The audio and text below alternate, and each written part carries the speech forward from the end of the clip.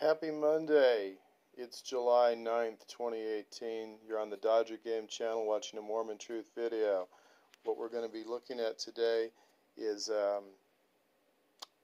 Richard Bushman, LDS scholar, historian, apologist, and author Richard Bushman, in an interview on Trib Talk here with the Salt Lake Tribune, speaking with Jennifer Napier Pierce, who is going to interview him regarding the Seer Stone pictured on LDS.org, with which we are now told Joseph Smith actually came up with the the content of the Book of Mormon. I hesitate to say translated because no golden plates were actually involved, and this is according to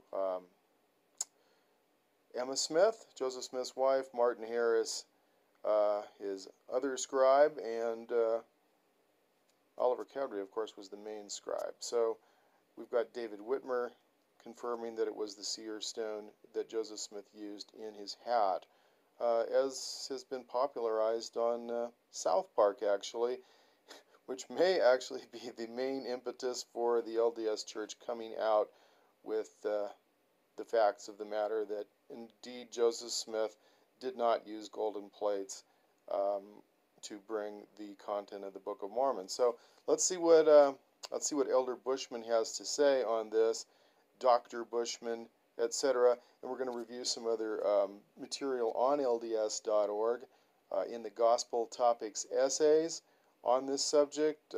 Many members don't even know about the Gospel Topics essays because they're not featured on the homepage, and they're not featured in the quick links.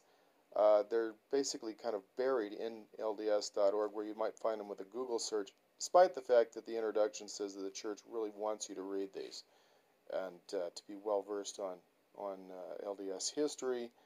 So we're going to be looking at the authenticity of LDS history as published by the church, and see how honest it really has been. So let's get started. We're going to also take a look at some bits of some videos done by Mormon historian Dan Vogel and me. So let's get started.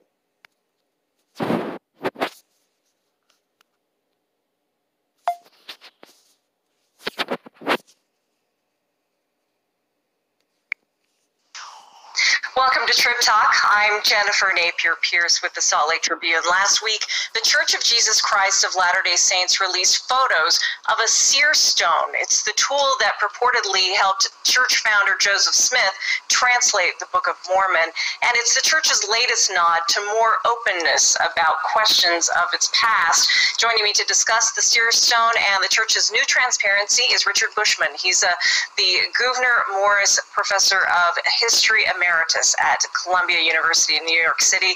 And Dr. Bushman joins us from his home in New York. And Dr. Bushman, it's great to have you. Thank you so much for being here today.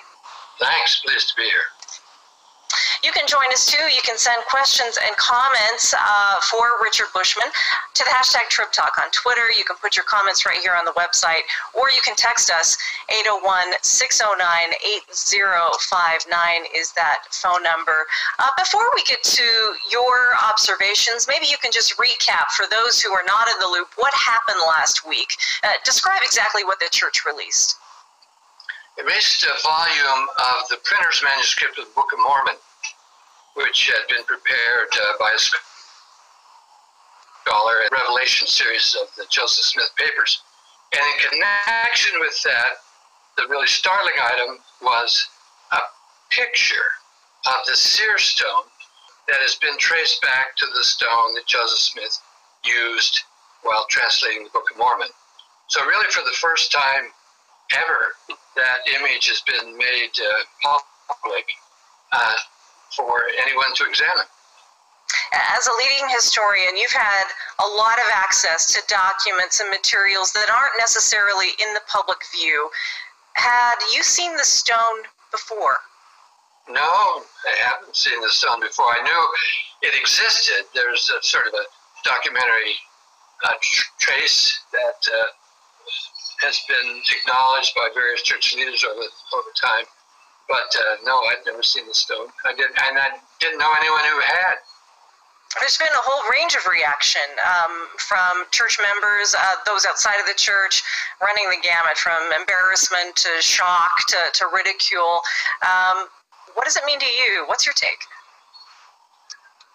Well, I wasn't surprised by it because I've written 2 books about Joseph Smith, and both of them I referred to the Seer Stone. It's just been part of the historical record for so long that it really was nothing new. But the fact is, it had not been part of church instruction. It didn't come up in seminary and institute classes. It wasn't in the manuals, and was only referred to in sort of scholarly historical publications.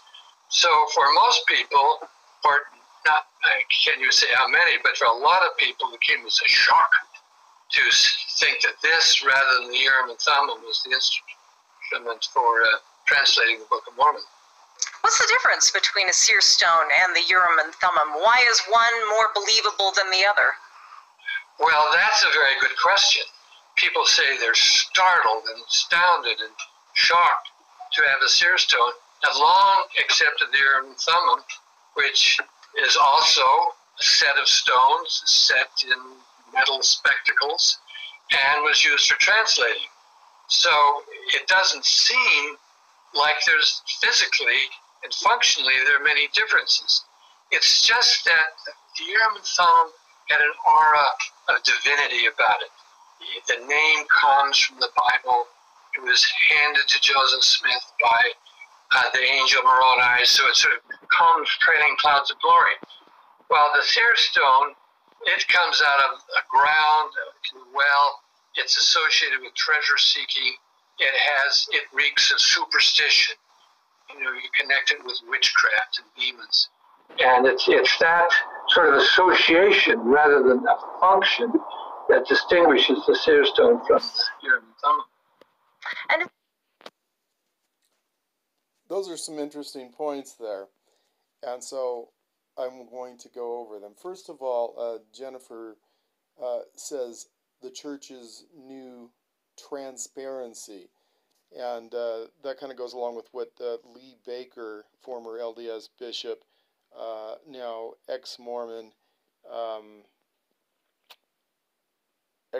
for Jesus guy, I suppose, would be a good description of him, says in his recent video on the Gospel Topics essays. He claims that the LDS Church has now become honest about its history. If we take a close look at the Gospel Topics essays now on LDS.org, approved by the First Presidency and the Quorum of the 12, I beg to differ with Mr. Baker on that, because what we continue to see is not only obfuscation but deliberate deception being practiced in the essays, despite the fact that there are admissions in them regarding the true nature of certain aspects of LDS church history. So what I see is continued dishonesty as a spin is put on things, and very important information is withheld or not discussed, especially when it occurs in LDS scriptures, which the brethren, through their essay writers, actually completely contradict in some of the disavowals found in those essays. Okay, so next she mentions the Seer Stone here, which Elder Bushman, now when I say elder, he is an elder, he is a priesthood holder, a high priest, and a patriarch in the church, I believe, as well, although he is not one of the quorum of the 12, so as far as I know, he's not even a general authority. So when I say elder, I don't want to mislead anyone into thinking, he's one of the 12 who are usually referred to as, elder this or that. So the magical context of this is very important, and the fact that the church has not been forthright in telling us that Joseph Smith, in fact, came up with the content for the Book of Mormon by putting his face in a hat and looking at a magic rock. Instead, we have continuously seen pictures published in church materials, including the ensign and children's materials, depicting Joseph Smith examining plates of gold and somehow discerning by the power of the Holy Spirit what Egyptian characters, or Reformed Egyptian characters as they are referred to, Egyptian hieroglyphics are saying to us. And in fact, that's not at all accurate according to what the church now admits to be the case. Okay, that's great. Also, Brother Bushman does admit that a seer stone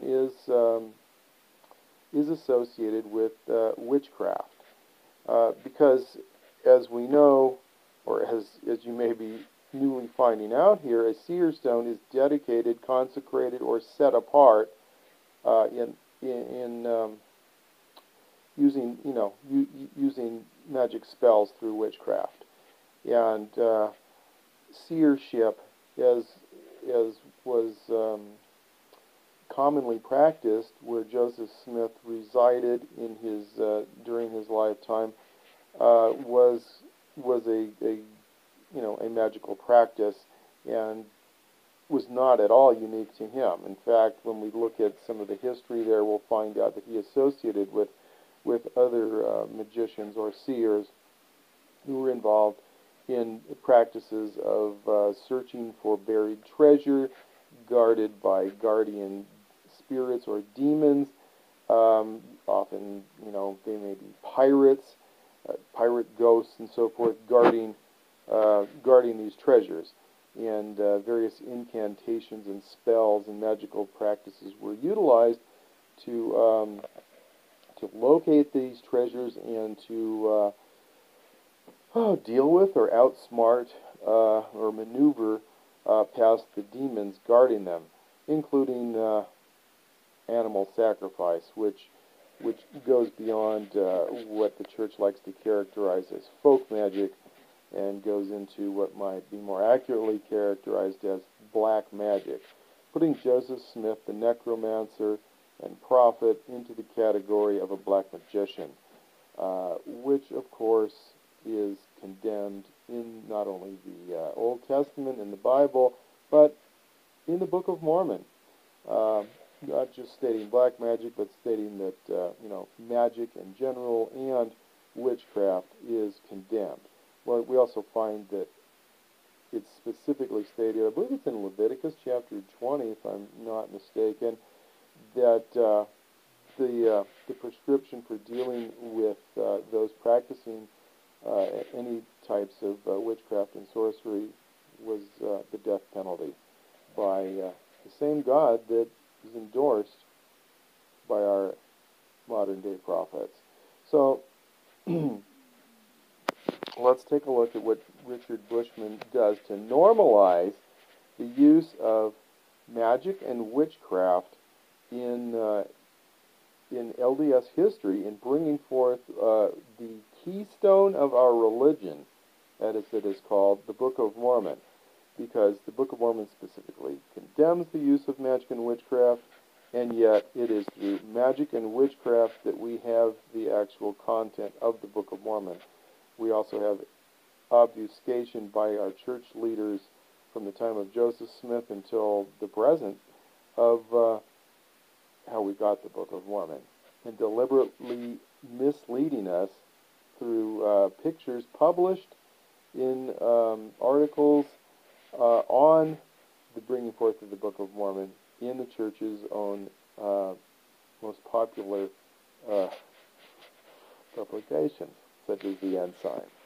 So let's continue a little bit with this, and then we're going to take a look at some actual historical content given in a video by LDS historian, what I'm talking about, historian on Mormonism, not an active LDS member, Dan Vogel, who has published his own research, as has Richard Bushman. And I did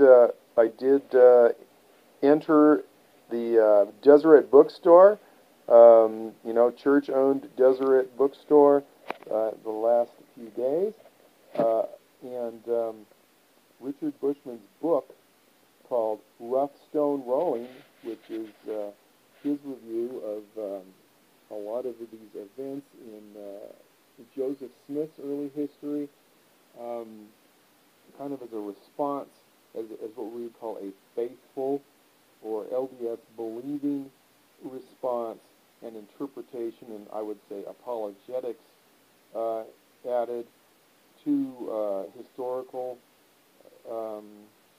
evidence of a completely different history than that which we've been taught in church manuals and lessons, and is what appears to be his response to Fawn Brody's book called No Man Knows My History, which goes over many of the same events, wherein her take on what appears to be apparent dishonesty in the use of witchcraft and that sort of thing, not to mention Joseph Smith's relationships with many, many women, is different from Mr. Bushman's in that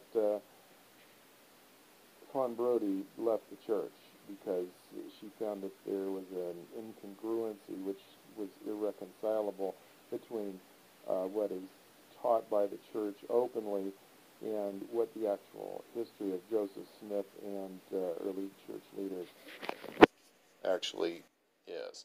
So Bushman's talking about the same stuff. He just puts a different spin on it. And so let's examine what he's saying further and see how authentic and honest our church leaders are.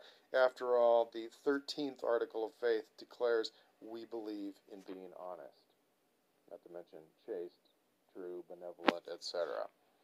Let's see how Joseph Smith stacks up and how Russell M. Nelson and the boys are performing now in that category on LDS.org.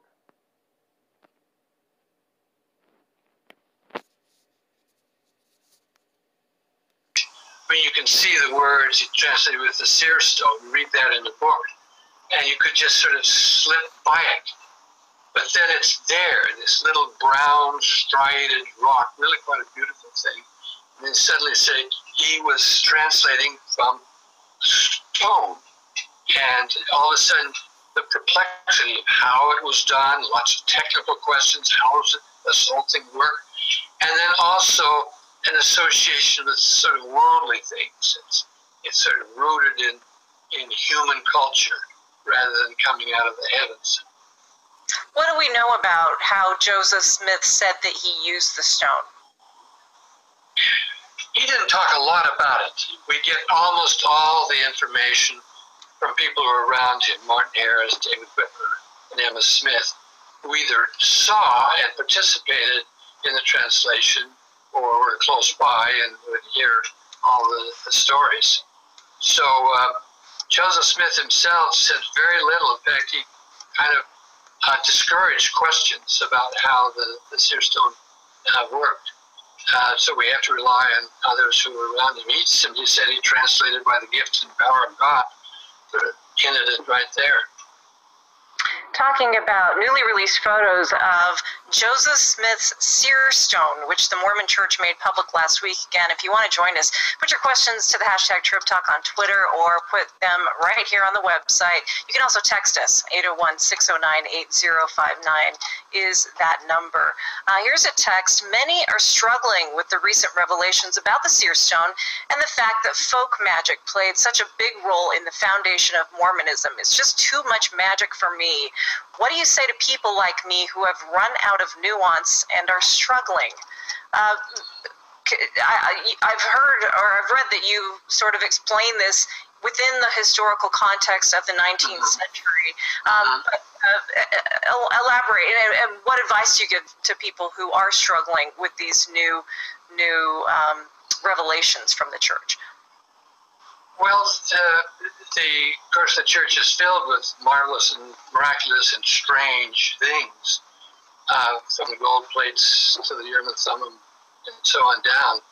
I think this represents, it's just sort of a theme. It's kind of, has the wrong coloration. But we have to realize that is cultural. That's not something that's innate, inherent in the objects themselves. It comes out of our reading of the objects. And, 300 or 400 years ago, there were lots of very religious people, devout Christians, learned Christians, who would accept seer stones and all that kind of magical formula as another aspect of the divine. It was kind of a blend of religion and what we would now call magic. But then there became, objections arose. People, especially clerics in the church, objected to the competition of this other kind of religion. And so it was gradually discredited. But among ordinary people, like the Smiths and like many of their neighbors, it's not a shocking distinction. This was all ways of getting in touch with supernatural forces. So I think Joseph Smith was aware that things like treasure seeking were kind of embarrassing, but they didn't seem alien to him as much as they seem to us now. Okay, so Richard is doing something that we find in some of the LDS essays. He's normalizing behavior that is contrary to what the scriptures say is acceptable. In other words, practicing magic and witchcraft in this case,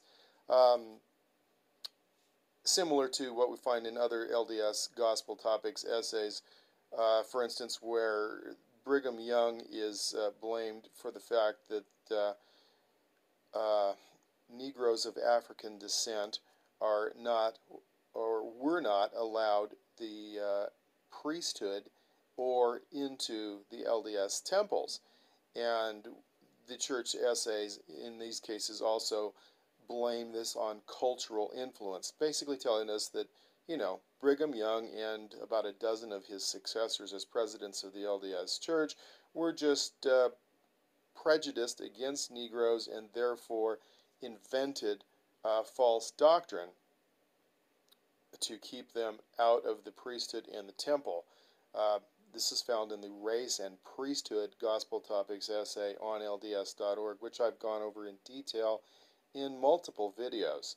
So we find cultural influences being blamed, and once again, Richard Bushman is doing the same thing, which is, well, hard to reconcile with the fact that we're told actually that prophets are here to buck cultural influence and to teach us hard things many times, in that what the Lord wants us to do is going to be completely different to what is culturally popular and acceptable. I mean, everybody's doing it, just doesn't get it. Everybody could be out there going to rave parties and having sex with everyone on the block, and last I checked, that wasn't supposed to be okay with the law of chastity. Just as practicing magic and witchcraft are not okay, yet Richard Bushman is using this mode of excusing it by saying it was culturally acceptable. Lots of people were doing it. Well, you be the judge. Let's take a look at some actual documentation of much of this magical practice being done in a video by Dan Vogel, who is also an author on LDS history. So let's jump into the history of some of the things I've been looking at here and get to Dan Vogel's video here. So we were looking at Trib Talk, Mormon scholar Richard Bushman response, and now we've got Joseph Smith, Seer Stone by Dan Vogel. On August 4th, 2015, the Mormon Church released photographs of one of Joseph Smith's Seer Stones, together with a leather pouch in which it was carried. Many Mormons were surprised to learn that their church was in possession of Joseph Smith's Seer Stone. and even more surprised when they admitted that it had been used to translate the entire Book of Mormon, rather than the Urim and Thummim, as Joseph Smith had officially claimed. You know, I would like to stop for just a moment right there, because Richard Bushman also mentioned the fact that the Seer Stone was used instead of the Urim and Thummim. And then he mentioned that the Urim and Thummim seemed to be okay or acceptable and less shocking to LDS people because it had biblical reference. So he also mentioned that the Urim and Thummim was described as two stones set in a silver bow, or at least that's what he began to mention that, and that's what we find in the Book of Mormon. And the Book of Mormon does not call it the Urim and Thummim. That was actually brought or suggested by Oliver Cowdery later on. And Oliver Cowdery began mentioning the Urim and Thummim, which we find on the breastplate of Aaron in the Old Testament. Elder Bushman tries to make this sound okay, as Oliver Cowdery tried to, and as we find in LDS essays and material, because it tries to link the Urim and Thummim of the Bible with the interpreters, as they are called, as we find them in the Book of Mormon. And the interpreters are, two seer stones set in a silver bow, transparent stones, in other words, magical glasses through which someone is apparently looking. In this picture, Joseph Smith is depicted looking through magic glasses at golden plates in order to translate the Book of Mormon. The biblically mentioned Urim and Thummim have zero to do with translating ancient records. Zero. Nothing. They are just stones on a garment, or on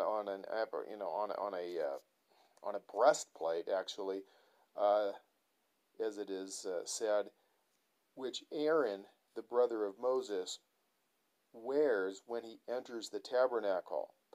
The names Urim and Thummim are interpreted as light and truth, I believe. If not, something very close to that. And so somehow we're supposed to say, oh yeah, that ties in just with what Joseph Smith calls the interpreters.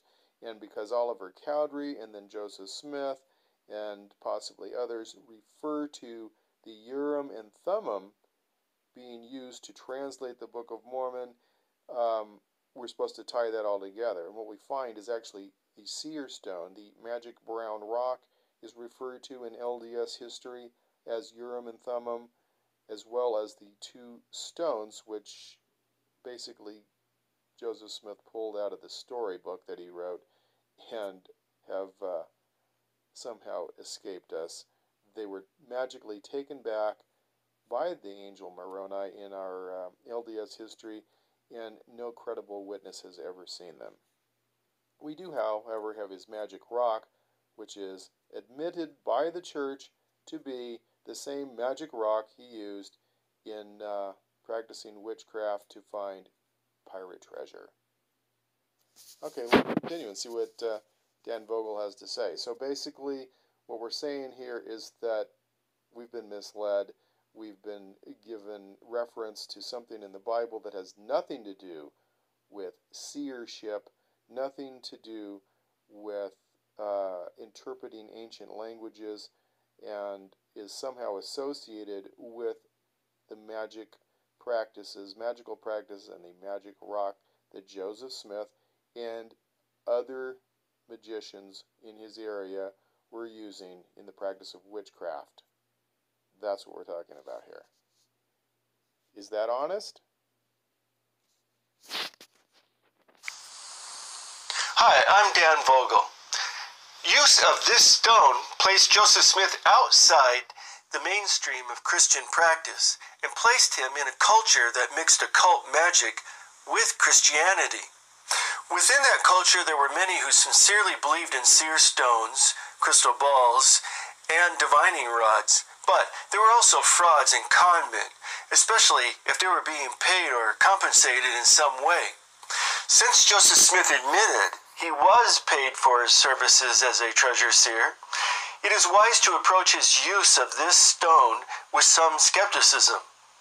In this video, I will discuss how Joseph Smith got possession of this stone, how he used it, and how it came into possession of the LDS Church.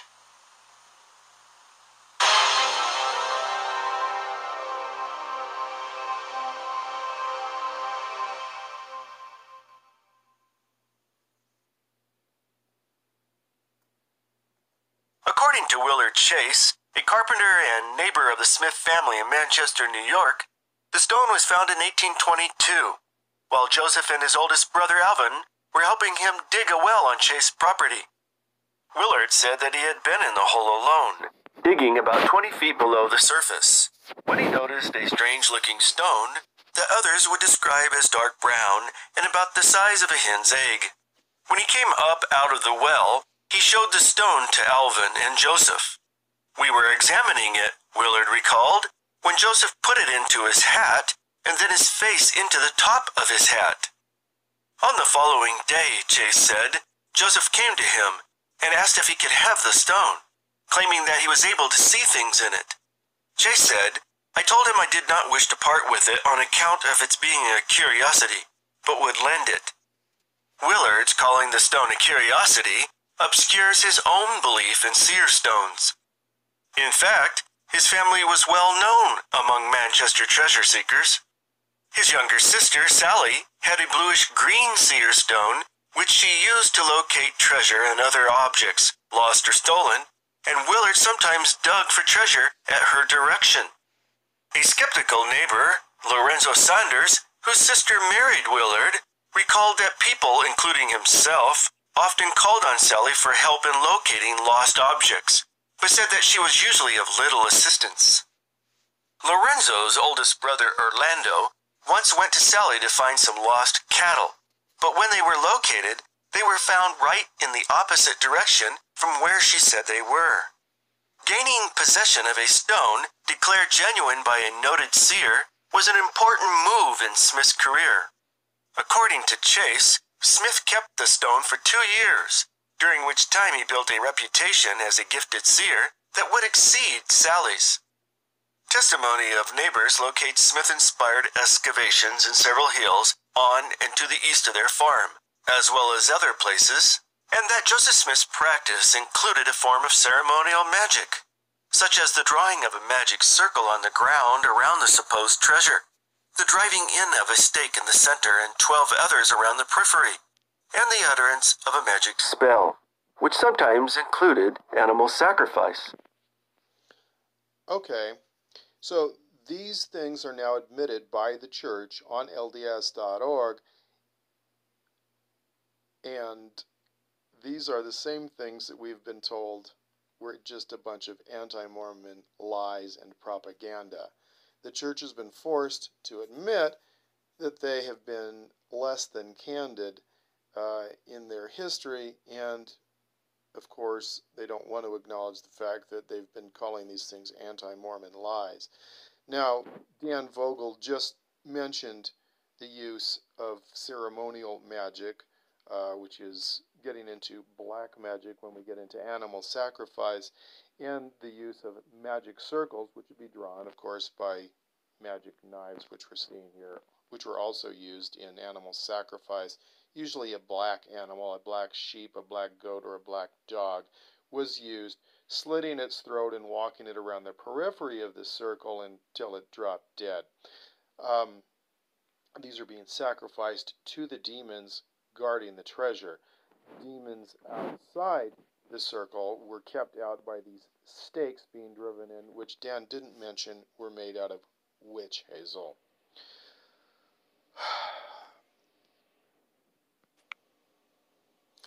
The use of magic spells or incantations is being represented here by this particular magical parchment found in the possession of Hiram Smith when he was shot dead June 27th, 1844, along with Joseph, his brother. Joseph was carrying the Jupiter talisman that he used to gain influence and power over women, as well as financial success, which went along with his ruling planet of Jupiter. This particular magical parchment used in incantations in this treasure-seeking business and also as a protection was named Holiness to the Lord. If that sounds familiar, it's because Holiness to the Lord is printed on the temples, on the LDS temples near the entrance. So we find this magical parchment containing, pentagrams and other magical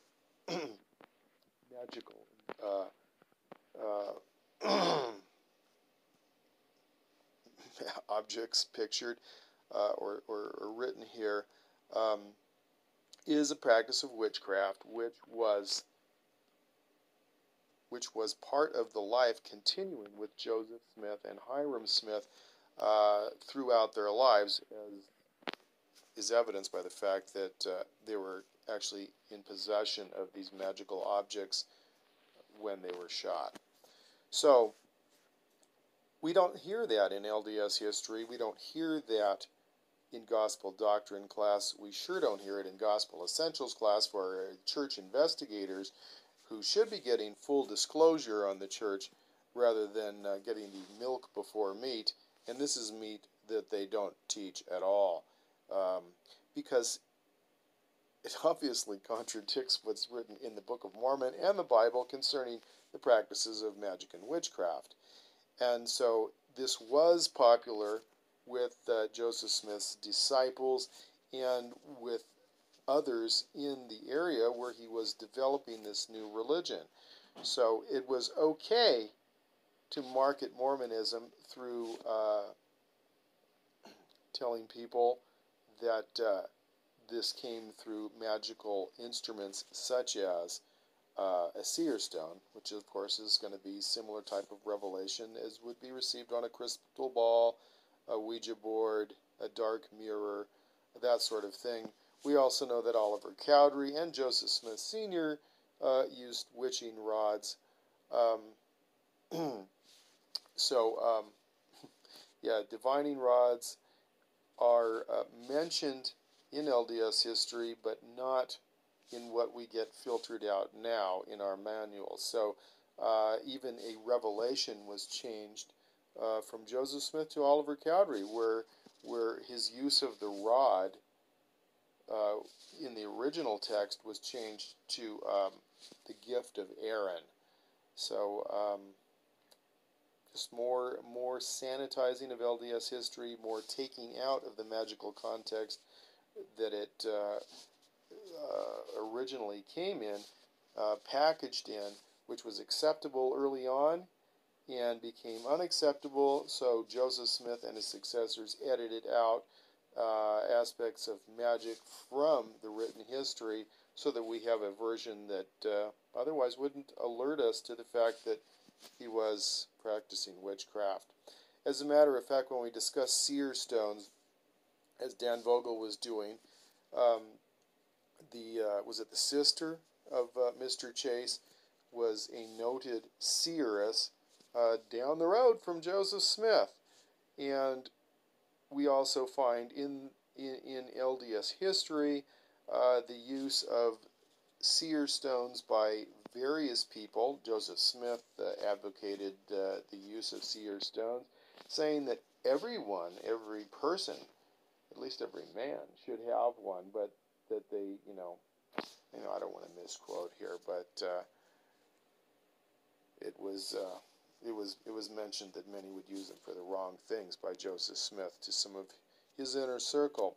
What we do find is that Hiram Page is mentioned in the Doctrine and Covenants as using a Seer Stone and receiving revelations, which he was rebuked for by Joseph Smith, saying that only Joseph was authorized to receive revelations for the entire church on a Seer Stone, and that Hiram couldn't be receiving these for the church. Hiram Page notably happens to be one of the 8 witnesses to the golden plates. The golden plates that Hiram Page and these other members of those 8 witnesses said were shown to them after 2 hours of prayer, because they couldn't see them in the chest that Joseph Smith said they were in. After 2 hours of prayer, they all decided apparently that they saw them, and the signed statement, rather than individual testimonies, was actually not signed by these 8 guys, but Oliver Cowdery forged everyone's name. That's not something that was revealed to me when I was taking the missionary discussions, and of course we just see their names printed in the Book of Mormon below the testimony of 8 witnesses. We don't see the handwriting, which is all Oliver Cowdery's, instead of 8 different people's handwriting. So, once again, how forthright has the church been? Well, they've edited out the magic history and made it all sound completely different. In fact, inventing this story of Moroni, who before that was, the angel Nephi, who before that was basically the spirit Nephi, and before that was basically bleeding ghosts, pirates, and sometimes a shape-shifting toad that whacked him upside the head when he retrieved the plates for the first time, but set them down in a place that was not authorized by the instruction of this demon, this shape-shifting toad. I'm not joking. That's one of the renditions of this story. I believe it was Willard Chase that discussed this, and this particular rendition coincides very closely with that of Joseph Smith's own mother, but she left out the shape-shifting toad. She just called it a monkey. Yeah, it's quite different from the way it's evolved at this point, as it's edited out the magical context within which the Book of Mormon came to us, which sometimes included animal sacrifice. This was all done in an effort, as it was believed, to prevent the treasure's guardian spirit from entering the circle and moving the treasure to another location. The earliest Smith family treasure quest probably occurred on their newly acquired Manchester land.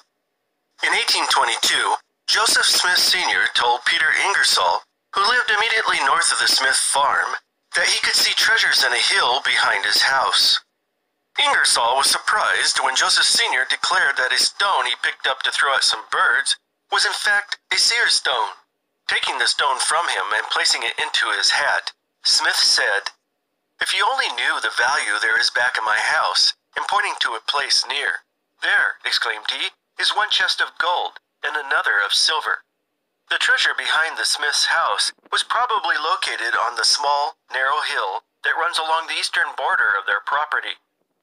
In this photograph taken by George E. Anderson in 1907, the boys are sitting on the hill behind the Smith frame house, which is obscured by the trees in the background. William Stafford, an early acquaintance of the Smiths, who lived about 1.5 miles south on Stafford Road, was invited by Joseph Smith Sr. to participate in a treasure dig that apparently occurred on this hill. According to Stafford's 1833 statement, Joseph Jr. had seen in his stone 2 or 3 kegs of gold and silver, located not many rods from his, Smith's, house. Despite Joseph Sr.'s leading the diggers through various folk magic exercises, they failed to unearth any treasure. Joseph Jr., whom Stafford said remained in the Smith's house during the operation, later explained that the treasure's guardian spirit had caused the money to sink, and Joseph Sr. declared that a mistake had been made in the performance of the magical rituals. While Stafford did not describe the exact location of the dig, he evidently intended the hill east of the Smiths' home, since he introduced his account by saying that the Smiths believed that nearly all the hills in this part of New York were thrown up by human hands, and in them were large caves, which Joseph Jr. could see by placing a stone of singular appearance in his hat. That he could see within the above-mentioned caves large gold bars and silver plates, that he could also discover the spirits in whose charge these treasures were. With all these treasures, you'd think that the church would never have gotten into money problems. But somehow, with bars of gold and silver and all these extra golden plates talked about by Oliver Cowdery and others, including Brigham Young, in the treasure cave, Joseph Smith was not able to access these. So instead he said, guys, let's just sell the copyrights to the Book of Mormon. In fact, he claimed to have a revelation on it. So when Hiram Page and another elder returned unsuccessful in their ability to fulfill Joseph's revelation, selling the copyrights in Canada to the Book of Mormon, the keystone of our religion. Here's what Joseph said. Consoled them, saying that some revelations were from God, some from men, and some from devils. Apparently, as prophet, seer, and revelator, he was unable to discern which ones were from devils. So they failed in this. They failed in their ability to sell the copyrights to the Book of Mormon, the keystone of our religion, which Joseph Smith was willing to sell for money when he had seen caves filled with treasure and apparently entered them, according to Brigham Young and Oliver Cowdery, who discuss these amazing finds within these treasure caves and many of the magical and impressive stories that they told, saying, promoting Mormonism, faith promoting stories. Yeah, makes so much sense, doesn't it? Couldn't they have just taken a few golden bars and not been in financial stress and not had to, make a fake bank, the Kirtland Bank or Kirtland Anti-Banking Safety Society, which it was later called since the state of Ohio refused to grant a banking charter, and Joseph Smith went ahead and made an illegal bank anyway. Okay. Hey, they had to do something to fund the land speculation that they were participating in Kirtland. There was a lot of money to be made, and unfortunately the Lord didn't reveal the banking crash that would occur during the time that the Kirtland Anti-Banking Safety Society was in business, causing many people to actually lose all of their money because they followed Joseph Smith's admonition that the Lord wanted them to invest in this bank, that they would be blessed financially, which they were not. Clothed in ancient dress. Another early Smith-inspired dig, related by William Stafford and supported in several sources, occurred on the hill farther east from the Smith home on the Chase farm. In this instance, Joseph Sr. and one of his sons approached Stafford, informed him that Joseph Jr. had located some very remarkable and valuable treasures, and requested the use of one of his black sheep for a blood sacrifice. Stafford, who was not present at the dig, said nothing about its location, but Palmyra Manchester residents later located it on Old Sharp, the second hill over from the Smith's farm and situated on the Chase family's property. According to this folk memory, Joseph Smith inspired another excavation on the eastern side of the next hill east. This hill, situated on the west side of the Canandaigua Road, just south of the township line, was also on Chase property.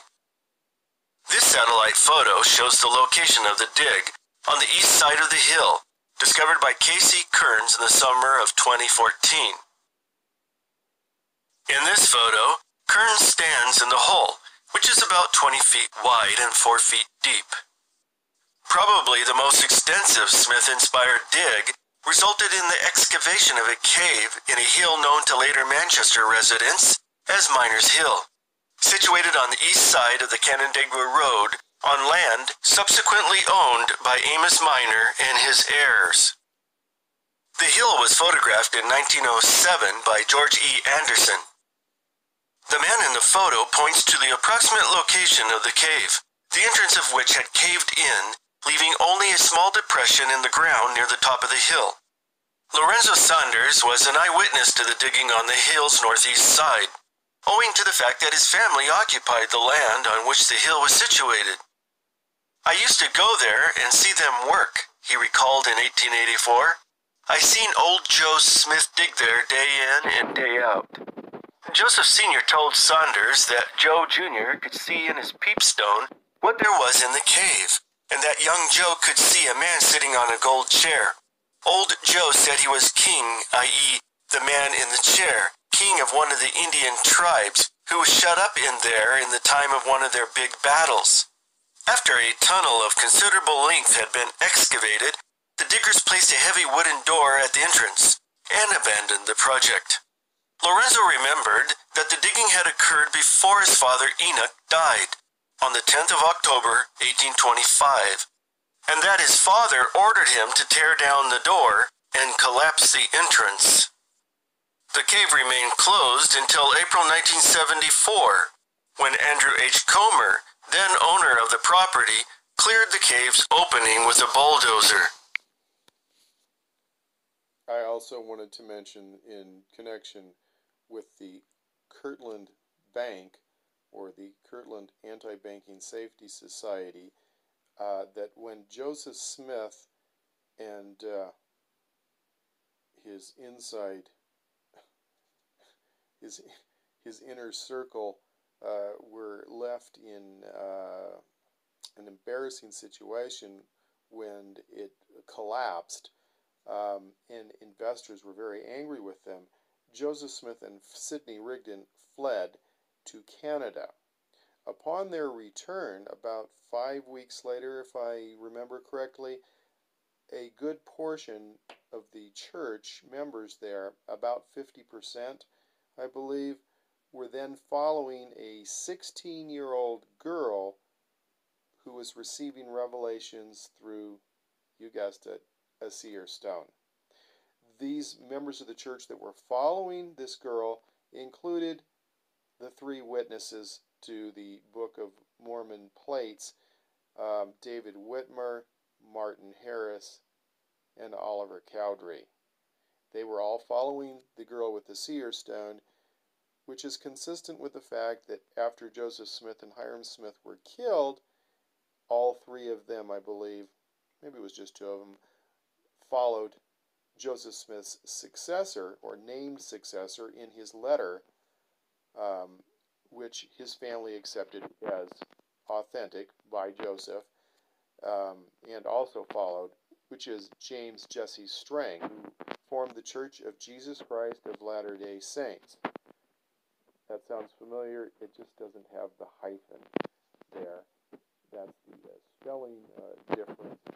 And yes, Jesse Strang used a seer stone to translate, as he says, the plates of Laban, which he found buried also. Very similar story to that of Joseph Smith. And so Jesse Strang had been a follower of Joseph Smith and was subsequently followed by Emma Smith, Lucy Mack Smith, Joseph Smith's siblings, including William, who was an apostle, one of the Quorum of the 12, and yes, at least 2 of the 3 witnesses to the Book of Mormon plates, as we call them, who selected the apostles, and several of the apostles, and the Patriarch of the Church, Edward Partridge, and the stake president of Nauvoo. Is that William Marks? Am I correct on that? So, yeah, leading members of the church and Joseph Smith's family actually followed Jesse Strang. They did not follow Brigham Young. So the Smith family and these other church leaders followed James Jesse Strang, not Joseph Smith.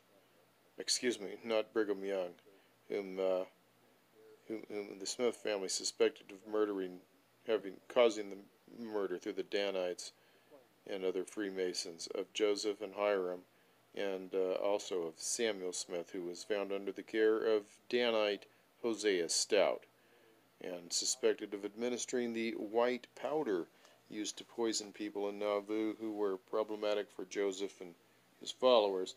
And at this point, the Danites from thereafter followed Brigham Young, who is noted as their Grand Archie and who directed them to commit murders in Utah of apostates trying to leave Utah, whose own blood was required to atone for their sins. Brigham told them to love their neighbor enough to kill them, to shed their blood, that they could be forgiven because the blood of Jesus would not cover their sins of apostasy.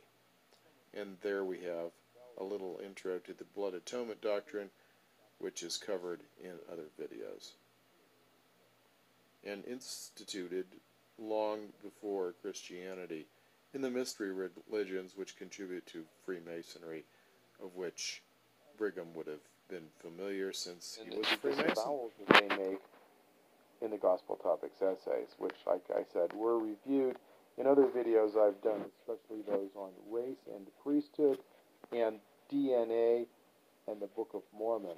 These are both essays found on LDS.org, confronting or putting at least some spin along with some admission on problematic issues regarding any ability to reconcile the claims that an all-knowing, truthful, and unchanging God guides the LDS Church through honest men. Okay. So I want to continue just a little bit more with this video from Dan Vogel, which documents a whole lot of the historical context within which the Book of Mormon came into being, which we don't find being taught in the correlated lessons of the manuals used in LDS Sunday School, priesthood, primary, and relief society. So this history's been obfuscated, to say the least, rewritten, and whitewashed. And now the church is having to deal with the fact that so much of this is now documented in publications that are so readily available on the internet, which they've referred to as unreliable and inaccurate, and used these sorts of discrediting comments, which we find LDS leaders making in general conference, that tend to stay ambiguous because, well, if they name anything specific, they've got a problem because they can be disproved. So we're going to continue a little bit more with this video, and then I'd encourage everyone to actually watch Dan Vogel's videos regarding the occult beginnings of the Book of Mormon and other LDS historical development, and comparing what we've got in the Gospel Topics essays on LDS.org to actual LDS history, and looking at the videos that I've done, which really show us that they ignore the scriptures that are most pertinent to these essays, while stating to us in the preface to the essay section that they are using multiple sources in order to bring us accurate information, which they obviously aren't doing, because the statements made by LDS apostles and prophets now actually contradict LDS scripture given through Joseph Smith, while the brethren seek to blame other church leaders such as Brigham Young and cultural influence being the dominant factor in decisions and doctrines taught by Brigham Young and practices in the church, which they say are wrong now and false doctrine and ill-advised and frankly not inspired of the God they claimed guides the church through these same prophets, and through whose line of authority they gain their own claim of authority. That's right, they claim authority through priesthood leaders, through prophets, seers, revelators, and presidents of the church, whose teachings they now disavow as false doctrine. Yeah, so God just couldn't communicate with, a dozen prophets in a row, but now he does ever since Spencer Kimball, at least regarding Negroes and priesthood, and now on other subjects such as, the fact that the Book of Mormon tells us that the Nephites and the Lamanites, the seed of Lehi, were the only people in the land, that God protected the land from the knowledge of other nations so that the seed of Lehi could possess it unto themselves, and promised that this would be the case as long as they were faithful. Yet, now we're told in the essays that, no, they weren't alone. In fact, the reason we can't find any Israelite DNA is because they disappeared into a large pre-existing population, which of course would be impossible if the flood of Noah had washed them off the land, as the Book of Mormon implies, and as LDS Apostle Jeffrey Holland tells us was the case in his Ensign article in 1976, though he was only a 70 then and president of Brigham Young University. This photograph, published in the Palmyra Courier Journal on the 1st of May 1974, shows Comer standing inside the cave. At that time, the cave was described as about 6 feet high at the highest point, in the middle, and 10 to 12 feet long, and carved into a rock-hard clay hillside. The walls and ceiling of the cave appeared to have been dug or picked by hand. Comer eventually closed the cave, and it looked like this when I visited the hill in 1992. In early September 2015, with permission of the owners, the cave was reopened by K.C. Kearns and Greg Pavone. In the midst of these treasure quests, Joseph Smith was also claiming to have communion with the spirit in charge of some gold plates, buried in another hill about 2 miles further south on the Canandaigua Road, which became known as Gold Bible Hill, but is now called the Hill Cumorah. At that time, the hill was on the property of Randall Robinson. Smith's involvement with the Robinson Hill began, according to his own account, on the night and early morning hours of the 21st and 22nd of September 1823. Earlier that evening, according to what Martin Harris told Palmyra minister John A. Clark, Smith had acted as a seer for a local treasure-seeking expedition. It had been an especially favorable night for treasure hunting. The moon was full, and the evening marked the autumnal equinox. But as usual, the seekers returned home empty-handed. It's also notable that this would be a time when occult practices in witchcraft are very popular, because the equinox is a very special time in the occult. In later years, Smith claimed an angel had appeared to him and told him about the plates. But at the time, the personage seemed more like a treasure guardian, since traditionally angels have been viewed as special creations of God rather than the spirits of dead mortals. In his official history, which carefully concealed the folk magic elements of the original story, Smith said, "While the angel was conversing with me about the plates, the vision was open to my mind that I could see the place where the plates were deposited, and that so clearly and distinctly that I knew the place again when I visited it." Originally, Smith said he located the plates with the Seer Stone. Martin Harris said, Joseph had a stone which was dug from the well of Mason Chase, 24 feet from the surface. It was by means of this stone he first discovered the plates. I think it's noteworthy that Bushman acts like Joseph Smith found the Seer Stone, but actually Mason Chase found it. It was on his property, and he was the man in the well, and Joseph asked for it, was able to borrow it, and refused to give it back. I believe the second time he had taken it, got Hiram to get it, and Mr. Chase wanted it, and Joseph said, "I don't care who the devil it belongs to, you shall not have it." So much for being honest. Yeah, about anything. This visit, which we are now told is was from the angel Moroni, whom Joseph Smith called Nephi, and was changed by Orson Pratt, apparently, in LDS history to read the angel Moroni.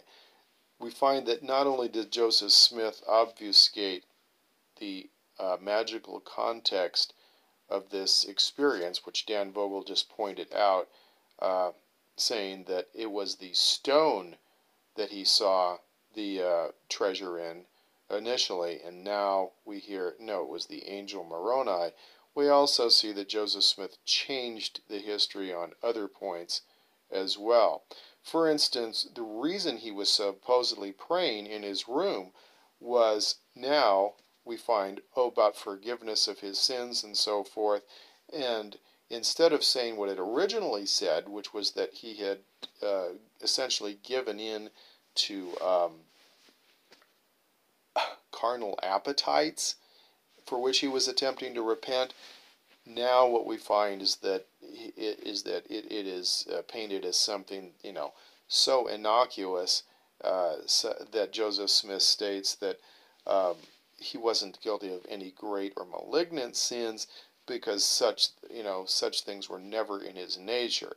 It's completely different from what the original text said, in that he was satisfying appetites which can only be deemed as carnal, sensual, and devilish. So it was definitely whitewashed and changed from what Joseph Smith originally wrote regarding why he was praying.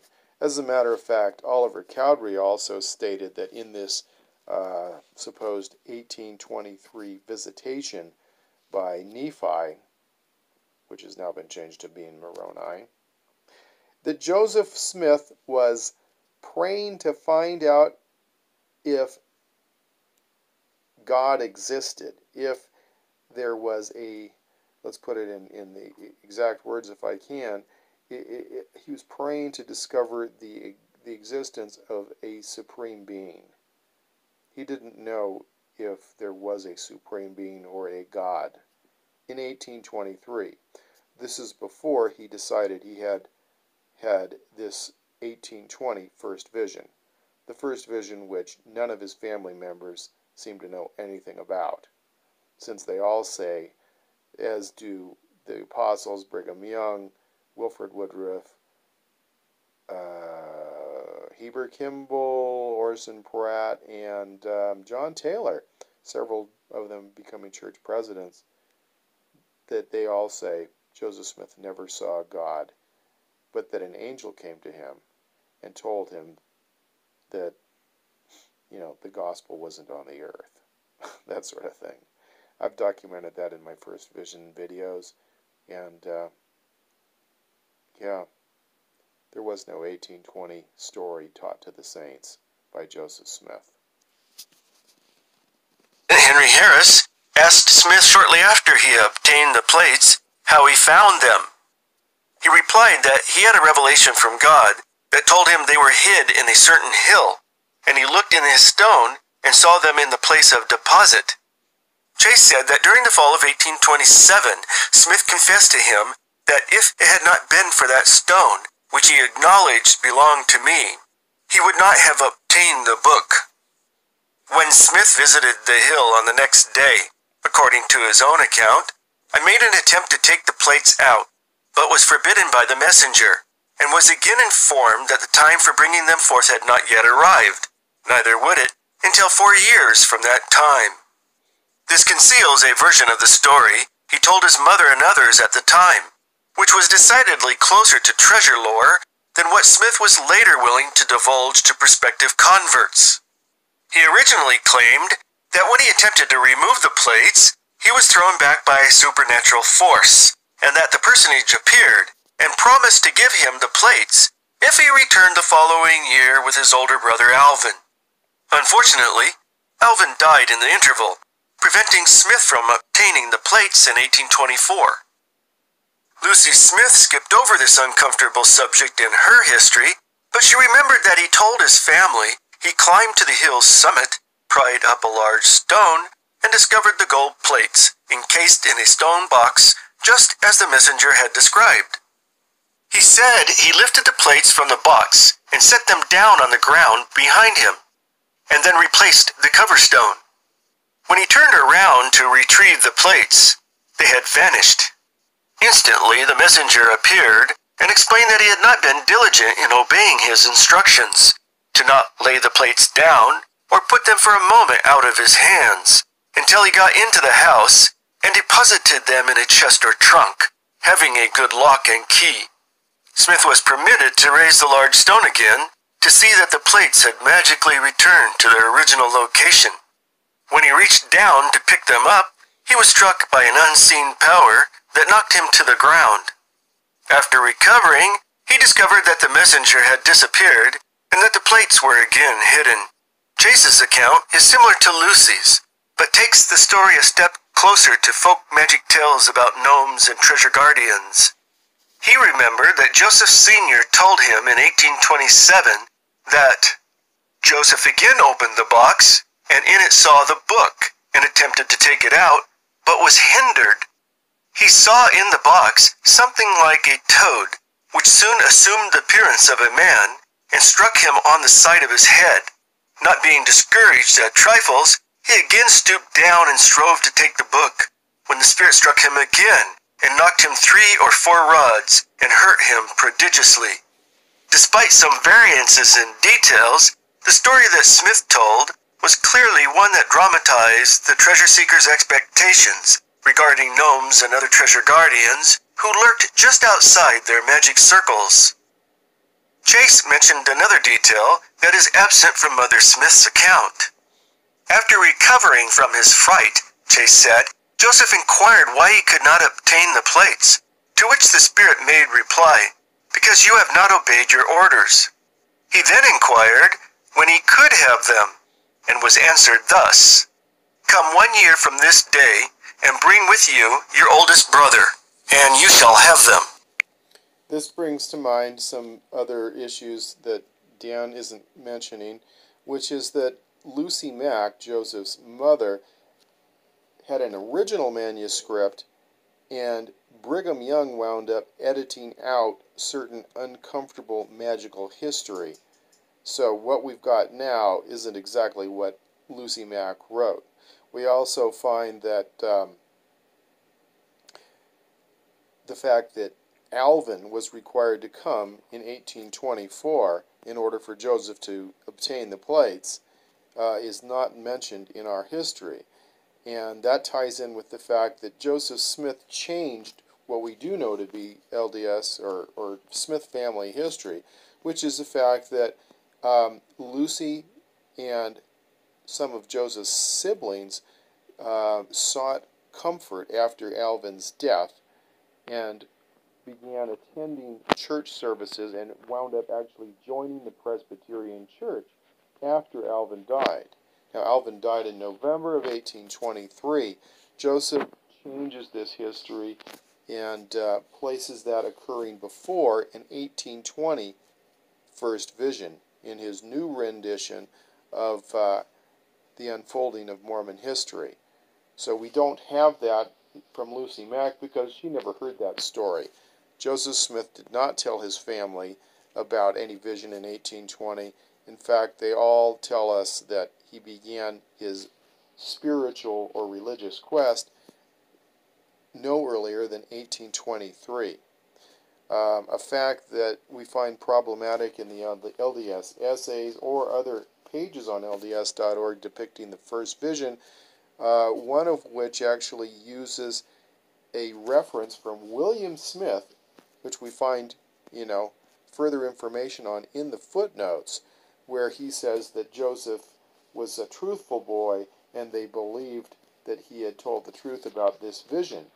That's referencing, William Smith is not referencing an 1820 vision, as is pretended by the authors of this page on LDS.org in support of an 1820 vision. Because when we actually review what he was referencing, he's referencing the 1823 vision that he purports to that Joseph Smith had. and in which there is no Father and Son appearing either. So the church uses what's actually a completely false reference to try to add authenticity to Joseph Smith's 1820 rendition, or his 1820 version of First Vision, which he published in 1842, and which was recorded by his scribe in 1838, subsequently edited a little bit in those 4 years, possibly, before Joseph allowed it to be published by, was it Oliver or Sidney, in the Times and Seasons, I believe? Yeah, so rewriting LDS history as we go is what we find, and very dishonestly at that. Joseph Knight Sr., a Smith family friend from Colesville, who later converted to Mormonism, also mentioned the requirement to bring Alvin the following year. In the accounts that emanated from Joseph Smith in 1832, 1834 through 35, and 1838, there is a conscious effort to downplay the occult or folk magic context of the original story. He never mentions his use of a seer stone, and in none of his accounts were the plates removed from the box. Consequently, in these versions, he does not disobey orders by setting the plates on the ground, nor do the plates seem enchanted when they disappear and magically reappear inside the box. In 1832, Smith said he went to the hill and straightway made 3 attempts to take the plates, but failing, he became exceedingly frightened. In Oliver Cowdery's account, written under Smith's guidance in 1835, Smith experienced 3 successive shocks, each more powerful than the previous. Aware of E.D. Howe's 1834 publication of affidavits from Smith's former New York neighbors, including Willard Chase, Cowdery admitted that Smith initially interpreted these shocks within a treasure-seeking context, stating that Smith had heard of the power of enchantment and 1,000 like stories, which held the hidden treasures of the earth, and supposed that physical exertion and personal strength was only necessary to enable him to yet obtain the object of his wish, and therefore persisted in his attempt to get the plates. In his 1838 history, Smith reduced the event to, "I made an attempt to take them out, but was forbidden by the messenger." Like his mother, Smith also failed to mention the requirement to bring Alvin. At the time, and within the context of guardian spirits and enchanted treasures, it sounded very much like the tricks and other antics for which guardian spirits were well known. It provided a plausible reason for not obtaining the plates in 1824. In retrospect, as the story departed further from its folk magical origins, it became increasingly difficult to explain why God's messenger would not have foreseen Alvin's death. Following his failure to get the plates in 1824, Palmyra experienced a religious revival, during which Smith's mother and older siblings joined the Presbyterian Church. According to his own account of the revival, which he moved back to 1820, he was partial to the Methodists, but couldn't bring himself to join. About this time, according to Chase, Smith returned the stone to him and may have repented of his money-digging deceptions. However, finding that his stories about treasure guardians were not well received by the Orthodox, it was not long before Smith sent his older brother Hiram to the Chase cabin for the purpose of borrowing the stone again. I believe sometime in 1825, Chase said, Hiram Smith came to me and wished to borrow the same stone, alleging that they wanted to accomplish some business of importance, which could not very well be done without the aid of the stone.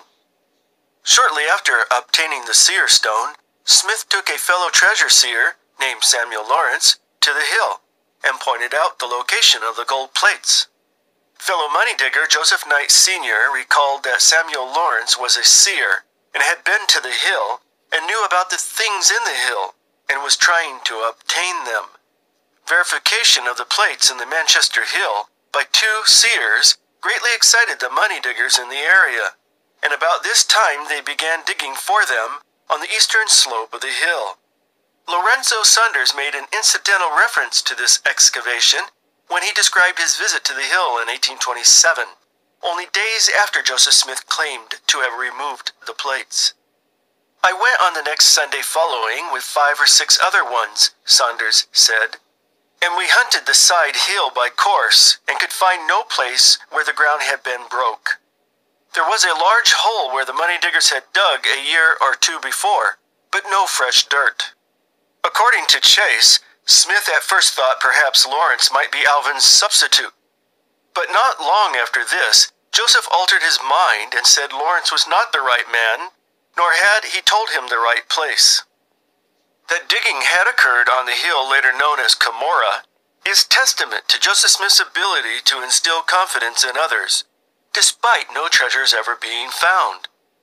Of course, treasure seers and those who believed in such things could draw on folk magical belief in enchanted and slippery treasures to explain away failures. Regardless, Joseph Smith's reputation reached as far away as South Bainbridge in Shenango County, about 150 miles east of Manchester, where there lived a well-to-do farmer named Josiah Stoll, who, having heard about Smith's stone, visited Manchester about October 1825. The 55-year-old farmer had just spent the previous summer with other men in northeastern Pennsylvania, digging for a lost Spanish mine, which a seeress named Odell had located. Neither the mine nor its treasure were discovered, but the stubborn Presbyterian from New Hampshire refused to abandon the hunt, his faith in scrying remaining strong. Perhaps informed by a letter from his oldest son Simpson, who lived near the Smiths in Manchester, Stoll made the long journey to upstate New York, according to Lucy Smith, with the view of getting Joseph to assist him in digging for his silver mine, on account of having heard that he possessed certain keys by which he could discern things invisible to the natural eye. The young scryer was invited to Simpson's house, and he provided the old gentleman with a demonstration of his gift. According to Stoll's testimony at a subsequent trial, Smith looked into his stone and described Stoll's house and other things on his property. Stoll was impressed and hired Joseph on the spot. So, you can go to Dan Vogel's channel and watch the remainder of this particular video, in which you'll find a lot of continuous documentation of how things actually did unfold, contrary to what you find in your correlated lesson materials on LDS.org and in church. Unfortunately for the church, this stuff is becoming so well known that they have to acknowledge these things in the essays, and as suggested by Lee Baker, it could be to avert loss in class action lawsuits for fraud against the church. So they are publishing some of the true history of the church, and according to Mr. Baker, that will at least possibly preempt future members of the church from being able to sue on grounds of fraud, being that we do have some of this published by the church. However, it is very difficult to find on LDS.org unless you're Googling it. We'll take a look on LDS.org in a few minutes to see where these things are located and how well the church markets what it says it wants us to know so much about. Now, I'm just going to comment a little bit here on the fact that Joseph Smith, in his history, does mention working for Josiah Stoll. However, he makes it look like he was just hired to dig, when the fact is that Josiah Stoll traveled 150 miles, this was before we had automobiles, may I add, to locate this renowned seer, this magician, who was to replace the seeress that he had previously hired to help him locate valuable items, including lost Spanish mines, he says. Joseph Smith says he prevailed upon the old gentleman to stop digging. Actually, what we find is that Josiah's own nephews filed suit against Joseph Smith, brought him into criminal court in 1826, where Joseph Smith admitted to occasionally looking at this stone in a hat in order to locate certain items. Mr. Stoll vouched for Joseph Smith and his abilities as a seer, as a scryer, as a glass looker, and he didn't seem to be averse to Joseph Smith practicing this magic upon his property, though his nephews thought Joseph was basically a con man committing fraud here, enticing the old man to pay him considerably more than he would for digging.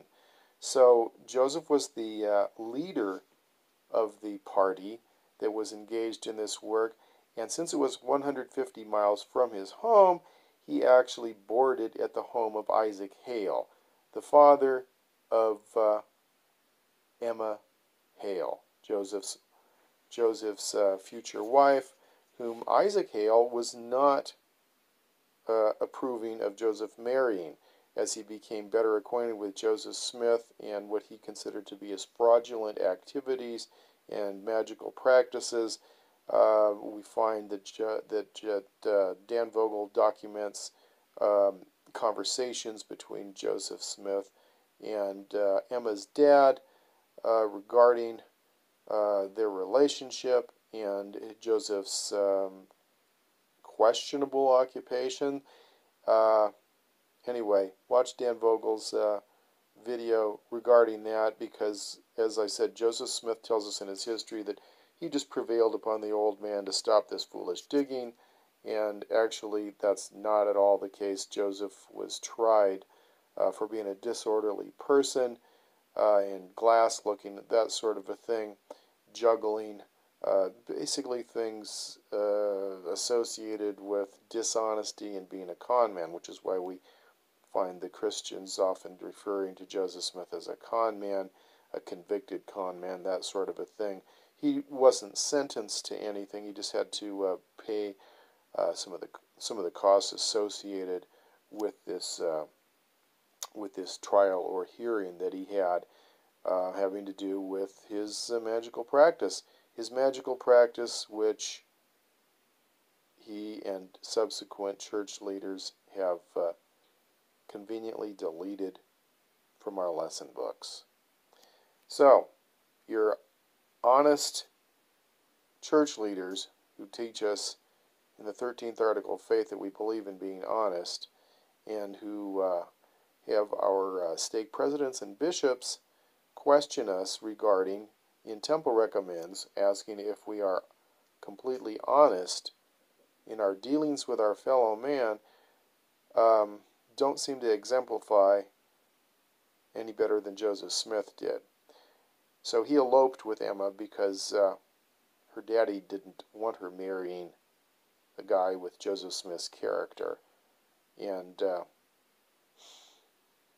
we find Joseph Smith obfuscating why he was there and what he was doing, because being a magician doesn't really work with the way he wanted to market Mormonism to people outside of his rural area that were more comfortable with the practice of witchcraft and magic, along with Christianity, which condemns those practices.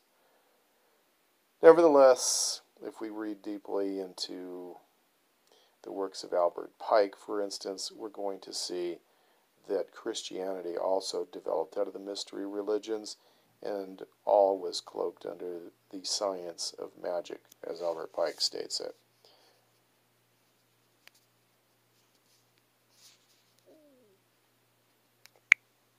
Now let's take a look at where we can find research that's going to be more accurate on this subject. We've seen that Richard Bushman was seeking to normalize Joseph Smith's use of magic, his involvement in the occult, to make it not alarming to us, despite the fact that the Book of Mormon condemns it, as does the Bible. Some good materials, in addition to following up with Dan Vogel's videos on his channel, would be Dan Vogel's books. Also, Early Mormonism and the Magic World View was published by BYU professor D. Michael Quinn, who was subsequently excommunicated from the church following some of his publications of research done showing the magical history that the church doesn't want us to know about, and is only now beginning to not exactly come clean with, but to acknowledge and then put a spin on the church website. Yeah, Michael Quinn was excommunicated. He wrote several books regarding the development of the church, the authority claims, and so forth. And this was a really important book, and very well documented. So, reading Early Mormonism and the Magic Worldview by D. Michael Quinn, good reference on this stuff. Dan Vogel, his videos and books. Richard Bushman, we can get the most pro-LDS believing perspective to go along with his documentation of and take on these hidden aspects of the developing church here. And then Fawn Brody in her book No Man Knows My History. So we want to be fair and balanced. Let's be fair and balanced. Let's look at what these scholars, authors, historians, and most of them have at least been members of the church. Bushman still is, and see what they have to say, and then try to divide opinion from fact, and then compare what we've got on LDS.org and what I've got on my website, which is called Mormon Truth Videos Gospel Topics Hub, which we'll take a look at. It goes chapter by chapter on topics relevant to LDS truth and authority claims, with videos that are appropriate to those, most of which are my videos. We do have some other videos on there that are relevant to each individual subject, and the Gospel Topics essays being reviewed is pretty revealing in my opinion. So let's go ahead and open up some more of these pages that I've got ready for us on the internet here. So we've got YouTube here, a YouTube regarding this particular issue, and this is one of mine actually being referenced on somebody else's website, and it's going to deal with this very subject, the occult and the development of Mormonism. By the brethren, or by their essay writers whose essays they approve, on LDS.org. Interestingly, I'm going to go over a statement made by Joseph Fielding Smith previously when he was denying that this actually occurred, and then he was telling us why. So, someone else posted this on Reddit, and then I've got some major commentary on it. So, let's go. This is a Mormon Truth video, and you might even be watching it on the Mormon Truth video channel, unless it's on the Dodger Game channel. Here we are looking at this lovely picture of the city beautiful, Nauvoo, with the temple so large, which I have basically artificially imposed upon the landscape there.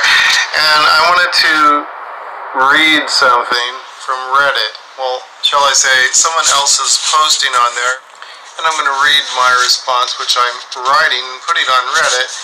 And as rather an anomaly, I think I might have actually punctuated and put this in more readable form that hopefully I won't get too many complaints about. But I'll do this so that either people looking on Reddit can have a choice to listen instead of read, and everybody else on YouTube who wasn't going to see it on Reddit possibly can hear what I have to say.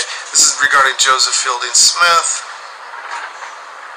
and a statement he made basically denying that the brown Seer Stone, otherwise known as the magic brown rock in the hat, was used to translate the absentee golden plates into the Book of Mormon, according to Emma Smith, David Whitmer, and, well, I guess Oliver Cowdery said he had two rocks in his hat, the Urim and Thummim. Of course, those are two rocks in the Bible, but somehow started to become confused purposely with the spectacles, the clear stones in a silver bow, or basically magic glasses mentioned in Ether chapter 3, and I think also in about Ether chapter 12 or 13. So let's see what he has to say, and then, of course, I'm rendering my translation of that.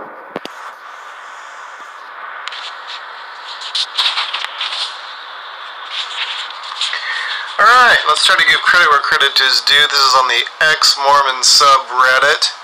There are many subreddits to place things on. And as far as LDS goes, LDS related, there's Mormon and ex-Mormon, which tend to be people that, for the most part, are not buying the Brethren's line so much anymore. And then there's Latter-day Saints, which pretty much are, but when people have questions, they have to be very carefully worded, or else you just basically get censored there because they don't allow you to actually choose or discern on your own what is truthful or not truthful. They just get rid of anything that doesn't support the corporate church, as they have done to me now. Alright, so I'd also like to say that I was thinking I was doing a very good job of abiding the rules, and someone else was calling me names and violating the rules clearly, but they got rid of me for sharing scripture and correcting him on his accusations. I'm assuming it's a him. Alright, so this is on ex-Mormon subreddit, and it is by, looks like it says Dino47. There's an underscore in there. Alright, Dino. So Dino puts, 10th prophet Joseph Fielding Smith said that all the information being spread around about Joseph Smith using some rock in a hat or seer stone instead of the Urim and Thummim is all hearsay, and he refuses to believe it.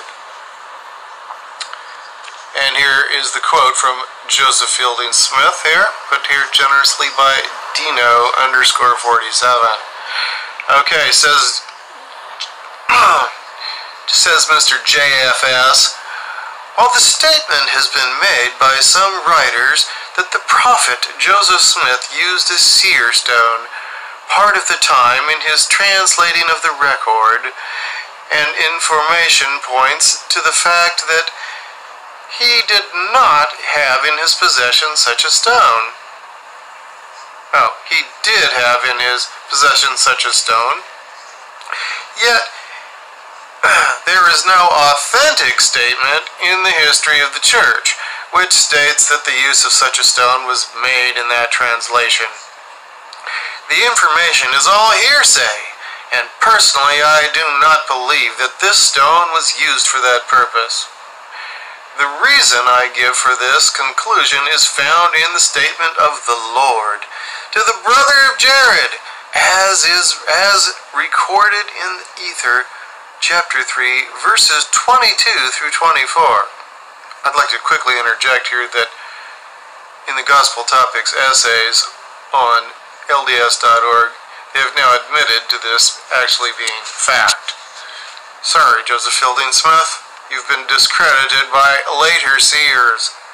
Continuing on, says Joseph Fielding Smith, these stones, meaning this magic glasses in Ether 3, the Urim and Thummim, I'd also like to add, nowhere in the Book of Mormon does it call them the Urim and Thummim, which were given to the brother of Jared, were preserved for this very purpose of translating the record, both in the Jaredites, and the Nephites.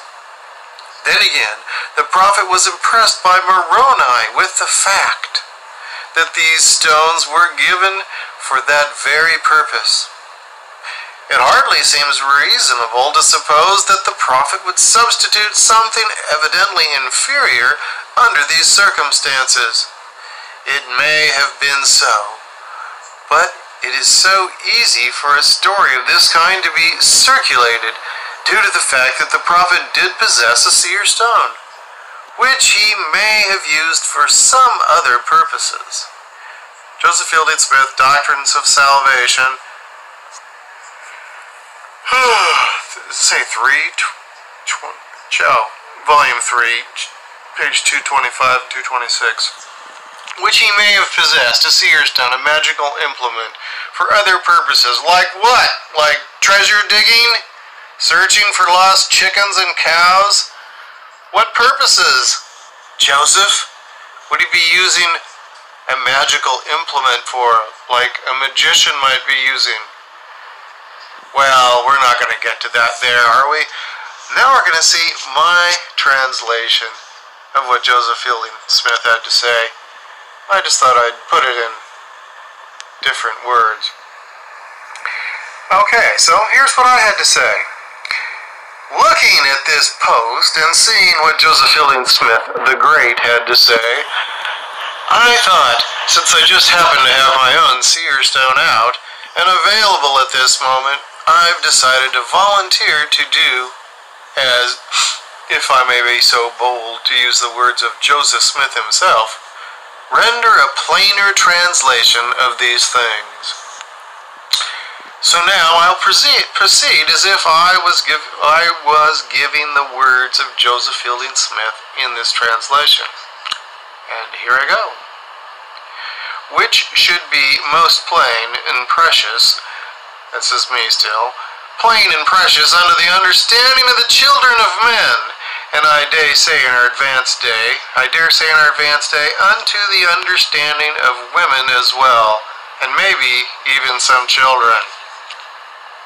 Here we go.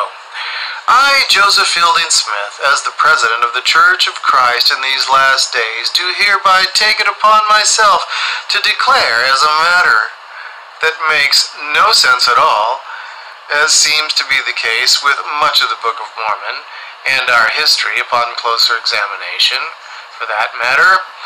Now, the thing which I shall address at this time is the problematic assertion that the prophet Joseph actually used a brown rock when to bring to us the words of the Book of Mormon, and since I'm such an honest guy, I didn't want to use the word translate, since if he had his head in his hat looking at a rock, it really doesn't have anything to do with golden plates. Then again, his back was probably too sore from screwing the neighbors to be picking up any 200-pound gold plates. And so he just left them conveniently in a hollow log in the woods. Now we all know that God gave Joseph Smith a superior magical device called magic spectacles, or interpreters, which later Oliver Cowdery called Urim and Thummim, which is a totally unrelated pair of rocks attached to Aaron's breastplate, which also had nothing at all to do with translating any ancient records. But it sure as hell sounded good, because it made it sound biblical, and we want any sort of appearance to actually linking us to anything that sounds authentic. And so, we know that the Jewish fairy tale has somehow been pawned off upon the masses as factual history. So, for all you saints who actually believe the Bible, we just like to say that the Urim and Thummim is somehow linked to the Bible.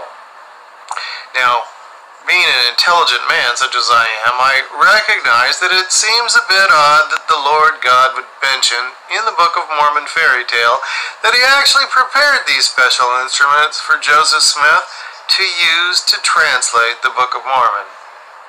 Therefore, him using a different magical implement, which we are aware that he used to locate lost items, sometimes which he may have actually stolen in the first place himself, to make himself look authentic.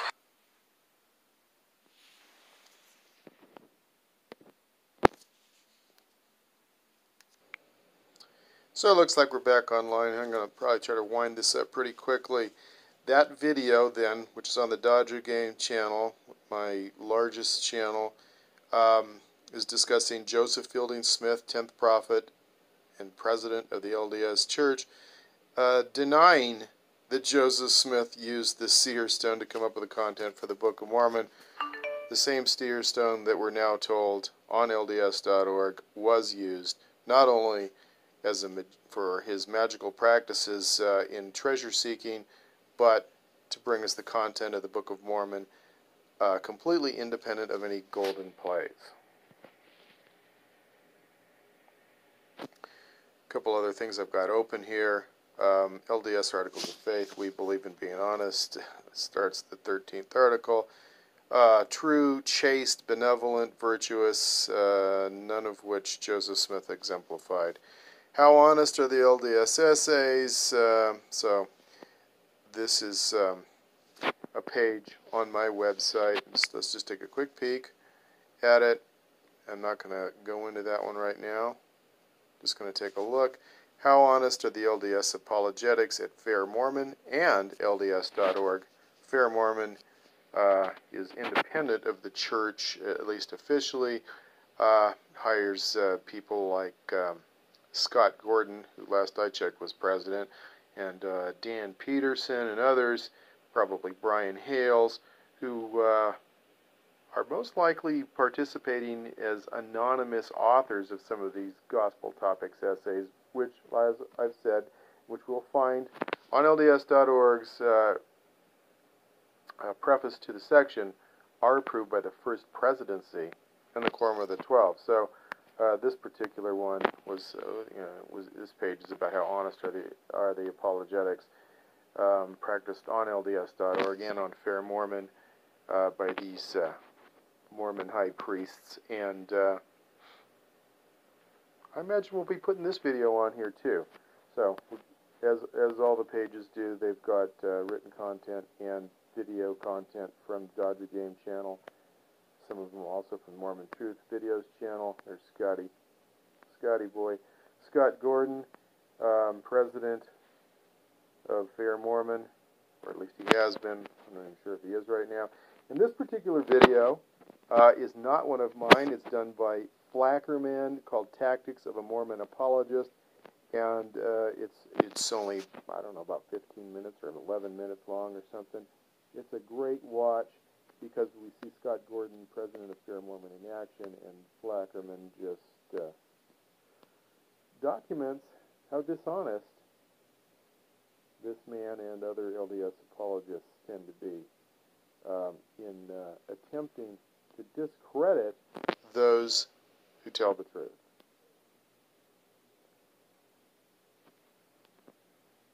This is the video we were looking at of Joseph Fielding Smith's denial that Joseph Smith used the Seer Stone. Okay, this is just one of the many pages on Mormon Truth Videos Gospel Topics Hub, my website, and is dealing with the subject that we're looking at today. So here's Seer Stone pictures as found on LDS.org. It's just done in a Google search here. This is the stone that we see there, used by Joseph Smith, according to his wife Emma, and at least a couple of the three witnesses are, quoted as saying that's where the Book of Mormon came from. All right, now let's go to the church's own website,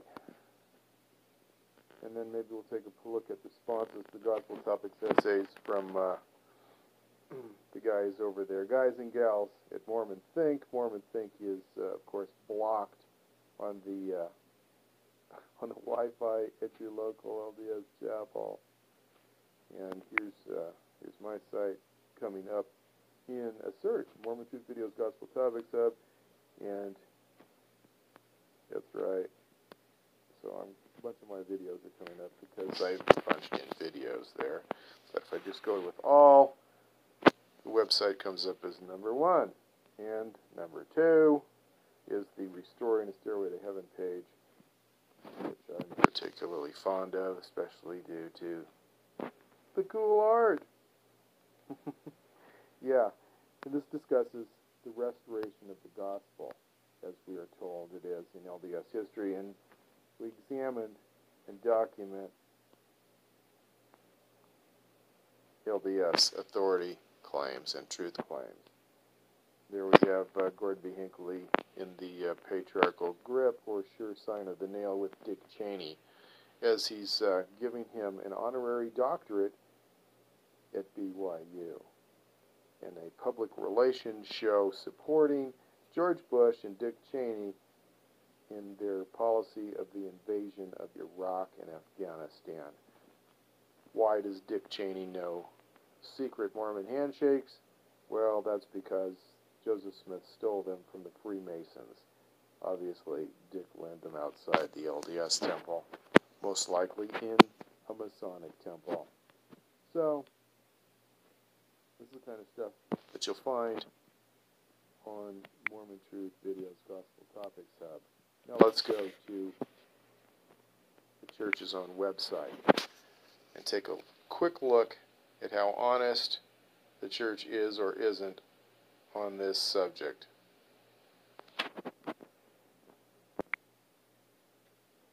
Okay, so here we are on LDS.org. This is the home page. Let's see what we've got. Come follow me for home, primary, and Sunday school. It's new. Oh boy. How we can have the Spirit in our lives. Reach out in love to those considering suicide. Pretty popular activity in Utah. Utah teens pretty much double the national average in the United States for suicide. It's the #1 cause of death in youth 11 to 17 years of age. And there's a lot discussed regarding that and the obvious causes through Mormon indoctrination of the youth, that they are worthless human beings if they don't obey the church's invented law of chastity. Anyway, new apostles share what it's like to represent the love of Christ to the world. We're all about Jesus now in the LDS Church, but I don't see anything about the Gospel Topics essays. Let's check the quick links, since the church has told us it's very important to them that we know all about LDS church history. General Conference, ministry, and that's replaced home teaching and visiting teaching. Church magazines, blog, all lessons and manuals, Mormon newsroom, church news, upcoming events, find a meeting house, etc., etc. Guess what? You're not going to find the Gospel Topics essays. Maybe they're not that interested in us finding them.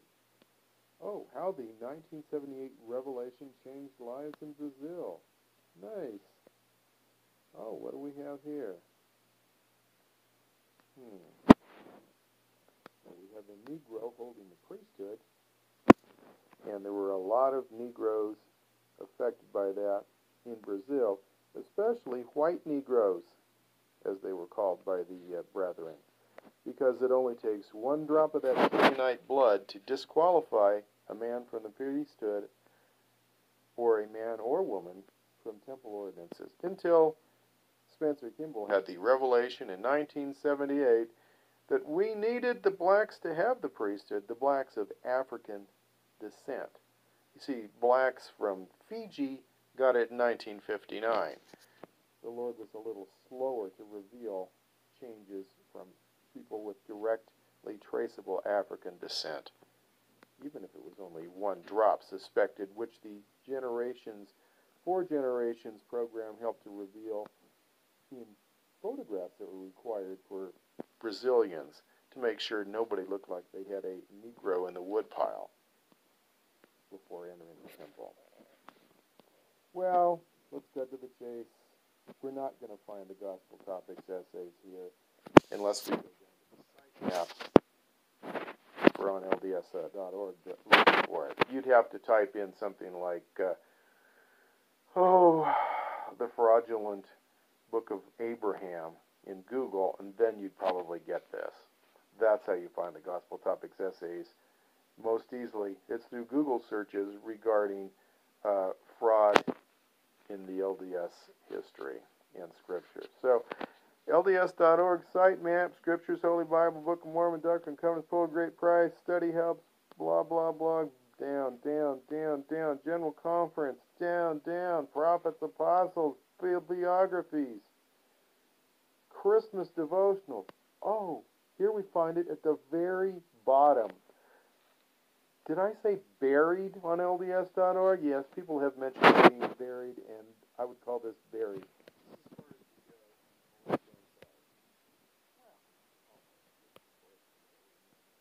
Okay, Gospel Topics Essays. Find a topic. Let's go. I've done this before, but we're going to do it again because we're demonstrating how eager the church is to show us these essays.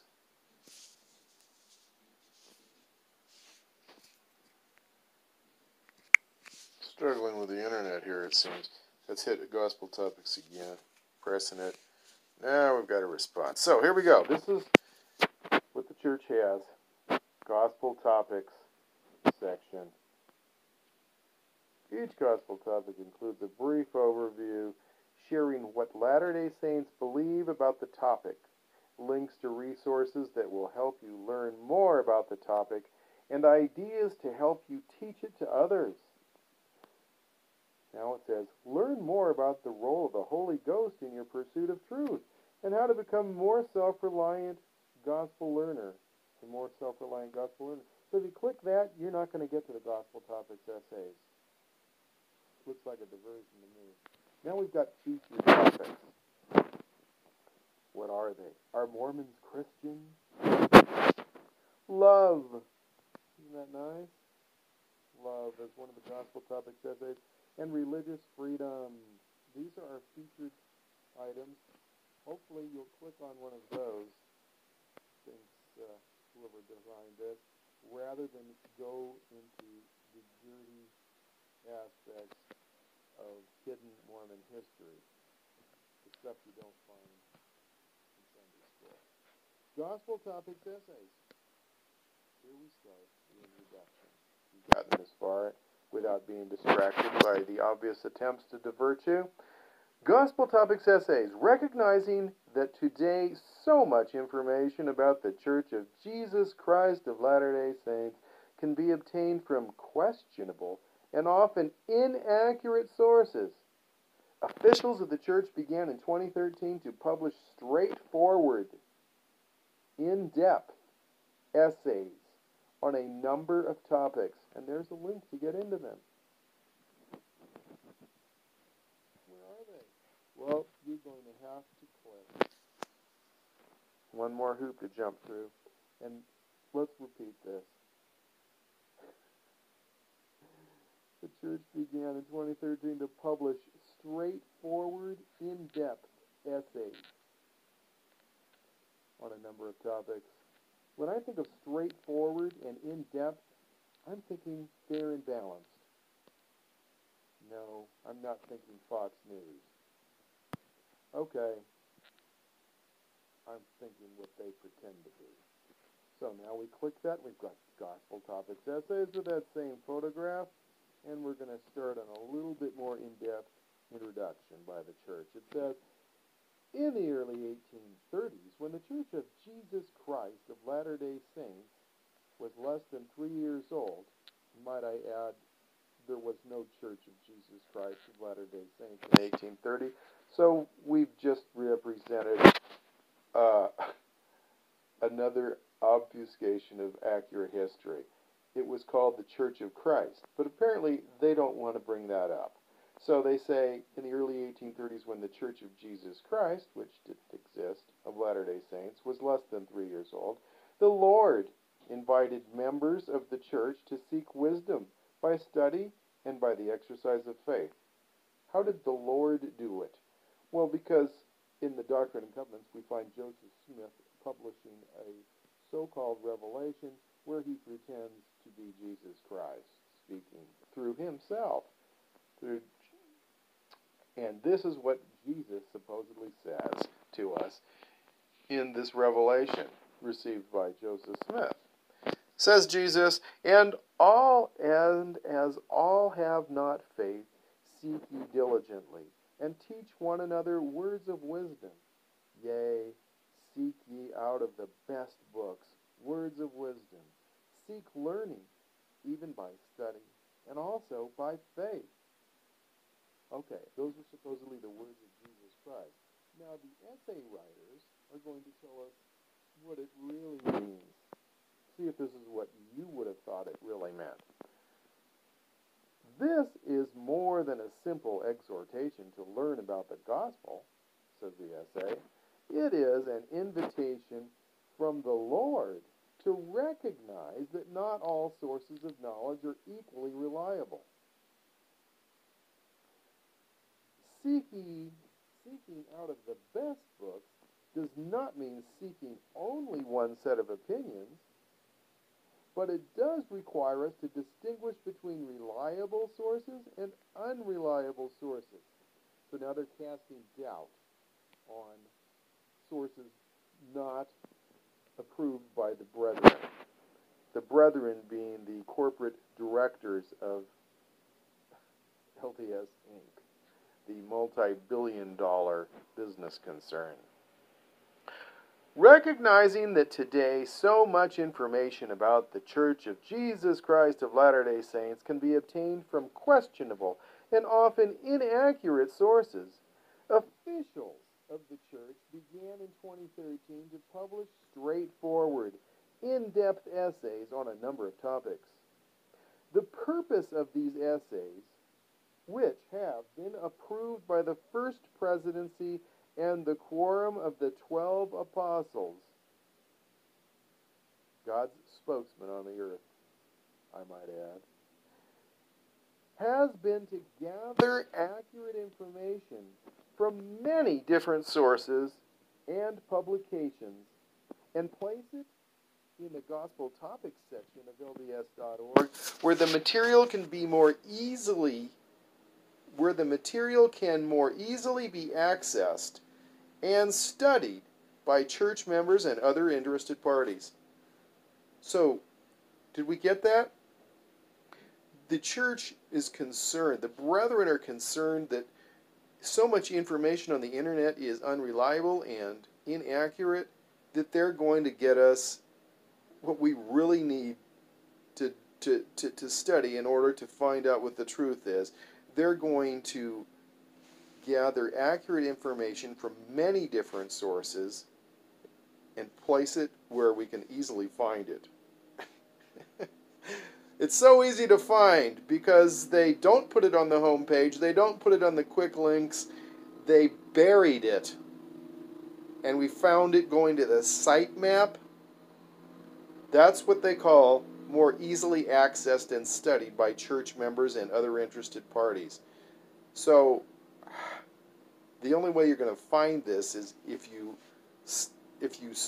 dig and dig and dig, or if you do a Google search for something showing that the church has not been honest with us in its history. That's not what I call more easily accessed by the common member of the church. And the inference here is certainly that in gathering information from many different sources, that we're going to get something that's representing the issue accurately, pros, cons, both sides of the story, fair and balanced, that kind of a thing. Now let's see how fair and balanced and how straightforward this information is, especially when the church doesn't even use its own scriptures that are most pertinent to some of these issues, like we find in race and priesthood, where a skin of blackness is named specifically as being a curse from God in the Book of Mormon, and certainly inferred in the Book of Moses, translated by Joseph Smith, where he says that the people, a blackness came upon them, a skin of blackness came upon them, or blackness came upon the children of Canaan, that they were despised among all people after they murdered the people of Shem, according to Joseph Smith's translation of the Bible. The church places great emphasis on knowledge and on the importance of being well informed about doctrine and practices. approved by the First Presidency. Yep. The Church places great emphasis on knowledge and on the importance of being well-informed about Church history, doctrine, and practices. Then why the hell isn't this mentioned on the homepage? Why isn't it in the quick links? Why is it buried? Where is this emphasis? It obviously isn't reflected in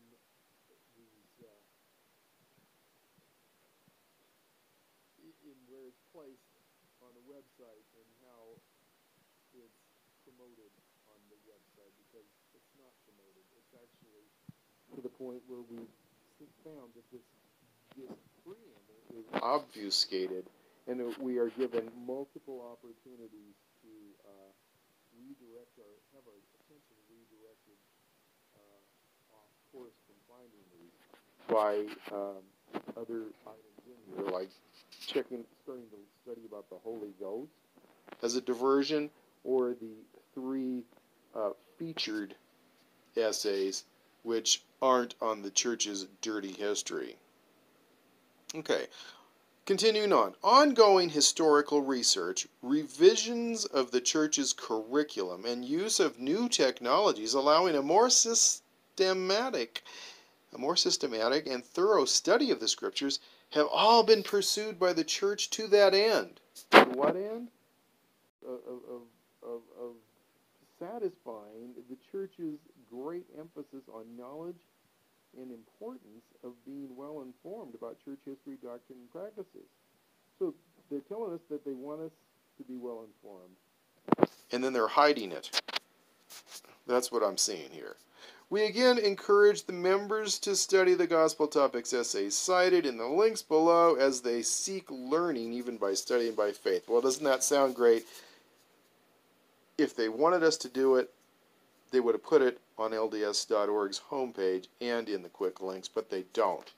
And as we see Richard Bushman candidly admit in the video that we started off looking at, where he's talking with the gal from the Union Tribune, Richard basically admits that no, the church leaders don't want us to discover these issues if we don't already know about them. At least he's honest in that, and which is very obvious by the way they're hidden, and also by the way that we have, the obfuscation of, let's say, Joseph Smith's 9 versions of the first vision, when we're only presented with the 1820 claim, the claim of an 1820 vision in LDS history, and in what we find in the Pearl of Great Price, and that rendition on LDS.org. We have to find other web pages in the church's website to notice things such as this essay on it called First Vision Accounts, or the one that actually uses a composite narrative, blending together aspects of multiple stories Joseph Smith told, which conflict with each other, wherein we just blend some of them together and pretend it's the new story. Amazing. What we do on the First Vision Accounts one is, instead of noticing, or instead of them pointing out the fact that we've got multiple contradictions in these various stories, such as one of them says it's just Jesus, one of them says it's angels, one of them says it's the angels and Jesus, and one says it's Jesus and his dear Heavenly Father, the one concocted in 1938 and published in 1842 in the Times and Seasons. And I don't think it found its way into the Pearl of Great Price for a long time after that. People just didn't hear of it, and of course it's contradicted heavily by Joseph Smith's successors there for several years. So, no, they are not trying to make sure we know this church history. They actually have been intentionally burying it and rewriting it as they've invented it. Walking of LDS history is acknowledged fact, and that's why we're seeing articles or so-called essays on LDS.org, if you can find them, which discuss some of this, admit a few things, and then put spin on them and actually have the church leaders denying and disavowing teachings of former presidents of the church spoken in general conference and contradicting LDS scripture written by Joseph Smith or dictated to his scribes. Okay, I've done other videos going through aspects and proving this right on LDS.org here in the race and priesthood essay, for instance, and in the DNA, Book of Mormon and DNA studies, where the assertions made by the brethren absolutely contradict what we find in the Book of Mormon in particular, as well as in other LDS scripture provided by Joseph Smith, which they conveniently ignore. In an essay, as it is called, that's supposed to be drawing from multiple sources and being straightforward so that we can have all the necessary information to understand LDS history. Yeah, ignoring LDS scripture that's the absolutely most pertinent information that we have to these topics. Because why? Because the brethren now contradict what's in the LDS scripture and then blame it all on Brigham Young when it has to do with withholding the priesthood and the temple ordinances from African Negroes. Wow. Okay, so check out my videos on this. Read the essays for yourself. Check out my videos on the subject matter, and those are best found, well, you can find them on the Dodger Game channel. Some of them are on the Mormon Truth Videos channel. And I like to direct people to my website. Let's go to Restoring a Stairway to Heaven. Let's just go to the home page here on Mormon Truth Videos Gospel Topics Hub. So I'm just going to go up here and hit home, because we've got a bunch of chapters and they deal with various subjects. So we've got those in the menu. We've got the videos that pertain to these subjects, and included in them are videos discussing the Gospel Topics essays. So much of what we've been told regarding LDS history is just absolutely fraudulent. I love this picture here on this video where it says why the Lord needed Joseph Smith to restore whatever. Yeah, this picture, the caption underneath it, which we don't see, is Mormon artists painting shit that never happened since 1830. It's rather appropriate. Okay, so LDS Apologetics, we believe in being honest, except about our church history, so that's pretty pertinent. And we got one on the Gospel Topics essays themselves, I believe, unless that done in the scriptures. Book of Mormon, did 1970 priesthood revelation end an era of Mormon racism? The Book of Abraham, Joseph Smith translation of the Bible, that one's not published yet. From ancient mystery schools through Templars and Masonry to Danites and Luciferian endowments, cult mind control in the kingdoms of Satan and Yahweh, and LDS.org, I guess. All along the Watchtower from Zion to Zenith, CTR, and MK Ultralight. So these regarding the use of mind control, women, whiskey, and wine, and a few dozen more women. That's regarding Joseph Smith's womanizing and not just polygamy, not just taking other men's wives, not just being involved with 14 and 16 and 17-year-old girls, but also the spiritual wife system, where we get into his admission to Joseph Bates Jackson of involving himself with over 400 other women, getting his way with them in the spiritual life system in Nauvoo, which the church completely avoids discussing in its essay on what's called plural marriage in the Latter-day Saints in Nauvoo, I believe. Secret combinations, new name, Nephi challenge. Okay, so I encourage people to come to the website because you'll find the right videos per subject. And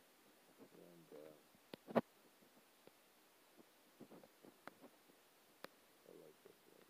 Temples without tombs require priesthood commands. I love it. Alright. The real reason for that is masonry. It's fine to research it here. Word of wisdom. And it's obvious. Fraud. Precision no matter what. So let's go here. Take a look just briefly at the Gospel Topics Essays of LDS.org, Apologetic Deception in Thin Disguise Unveiled. And so that's where we're going to find information regarding these essays where I make comparisons between what the brethren state, or what the essay writers state, and is approved by the First Presidency and the Quorum of the 12, as we've read right on the Church's own website, and what the Scriptures say, and what the LDS prophets have said previously, whom we excuse, whom they excuse by saying they just weren't speaking as inspired servants of the Lord when they taught these things, even though it's done in general conference by the prophet, whom we are told in the Doctrine and Covenants, supposedly by Jesus, that we must heed all of his words. And that was emphasized by Ezra Taft Benson in his dissertation called 14 Points of Following the Prophet, where he emphasized, we need to listen to all of his words. The prophet doesn't need to say, thus saith the Lord, and that sort of a thing. We just need to listen and obey. So, it's a problem when yesterday's eternal truths are today's bullshit, denied and disavowed by the current corporate directors of LDS.org. Yes, the Corporation of the Patriarch, Church of Jesus Christ of Latter-day Saints. So, regarding these essays, you've got dishonesty of LDS leaders demonstrated. We've got LDS Gospel Topics Essays in the Book of Mormon. We've got LDS Gospel Topics Essays on race and DNA contradict the Book of Mormon.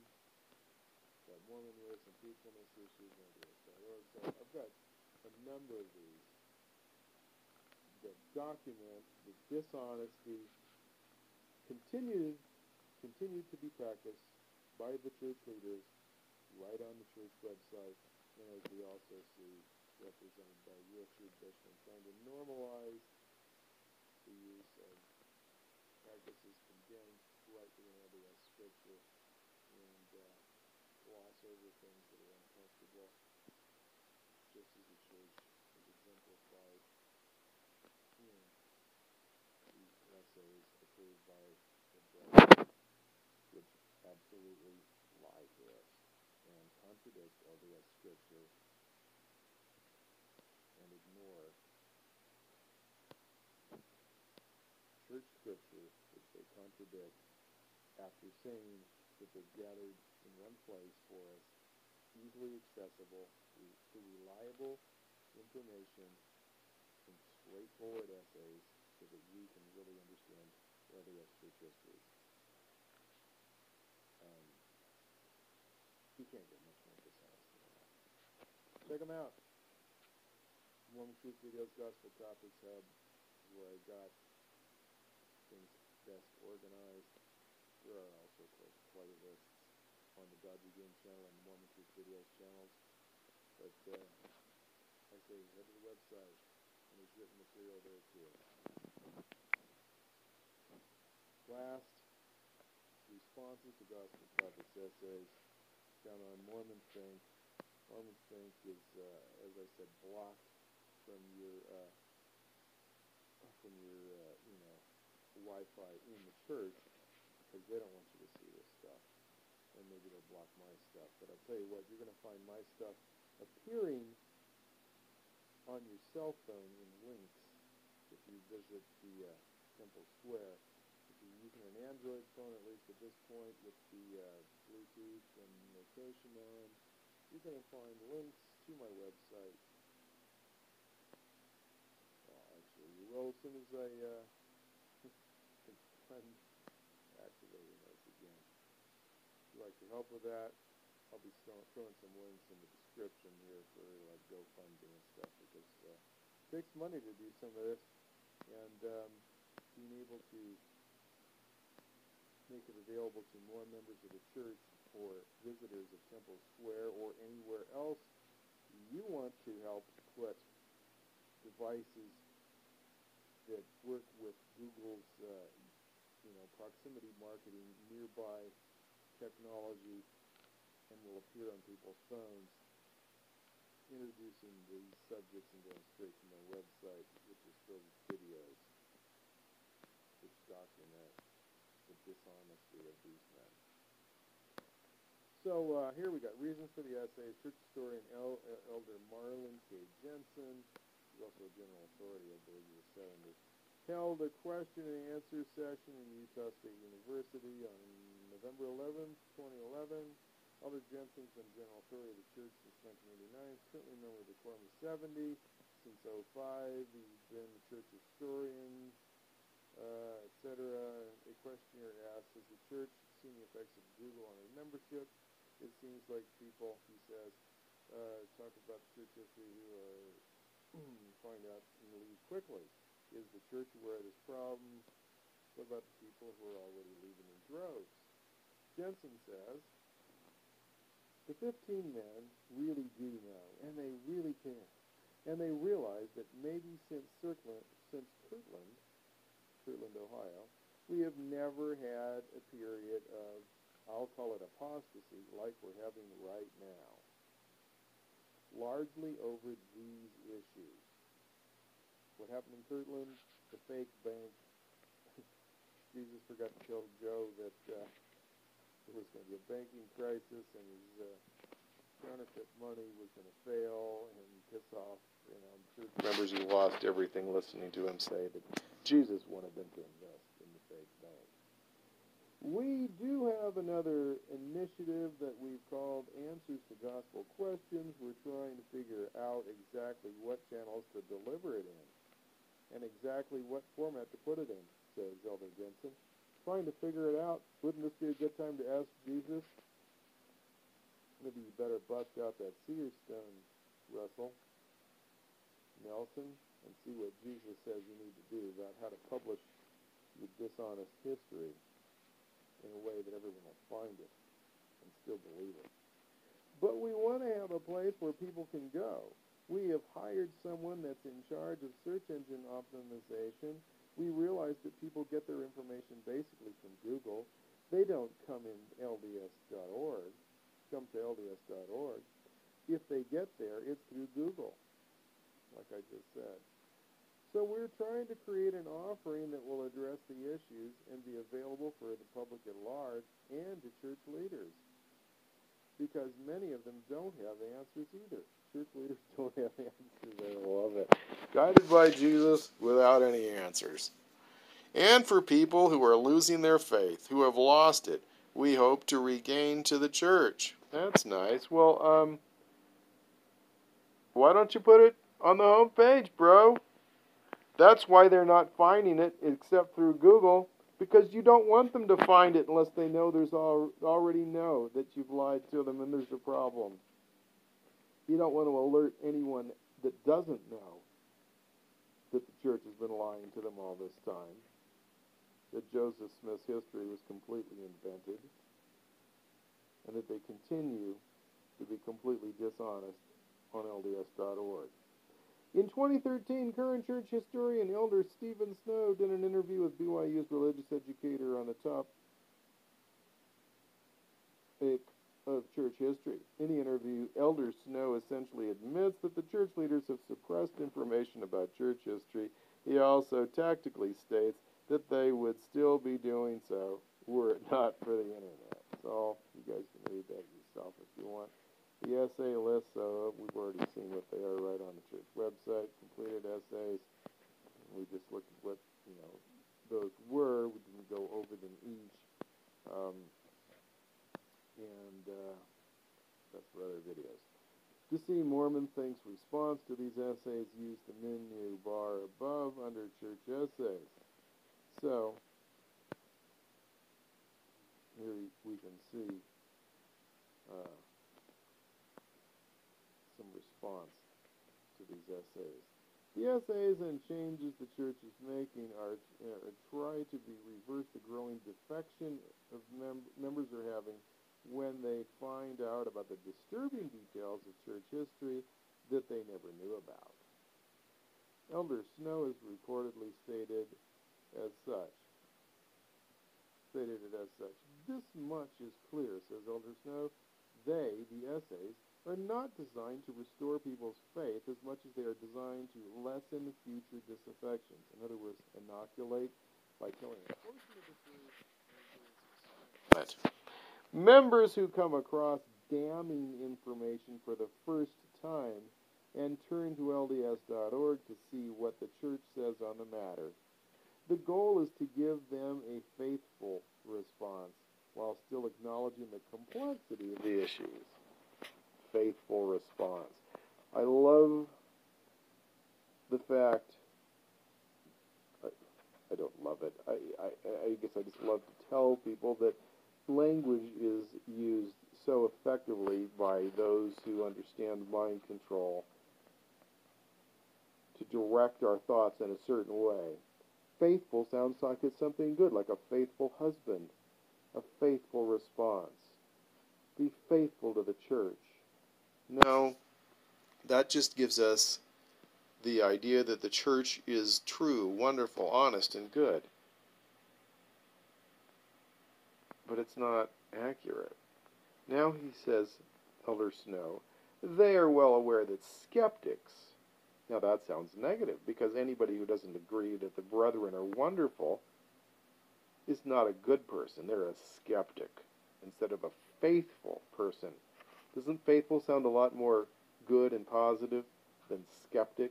They are well aware that skeptics will likely not be satisfied with these answers or their choice of rollout. Yeah, because you failed to advertise it on the homepage or even put it in the quick links. It's there for members to see if they are planning lessons, talks, and I know that they are working towards integrating them with curriculum, particularly youth curriculum. That's right, inoculate the youth by letting them know that Joseph Smith rendered 9 versions of the first vision, and then just tell them he was only emphasizing particular points to different audiences. So do your due diligence, people. Check out Mormon Truth videos, Gospel Topics Hub, and watch the videos and see who's telling the truth. Dodger out. Have a great day.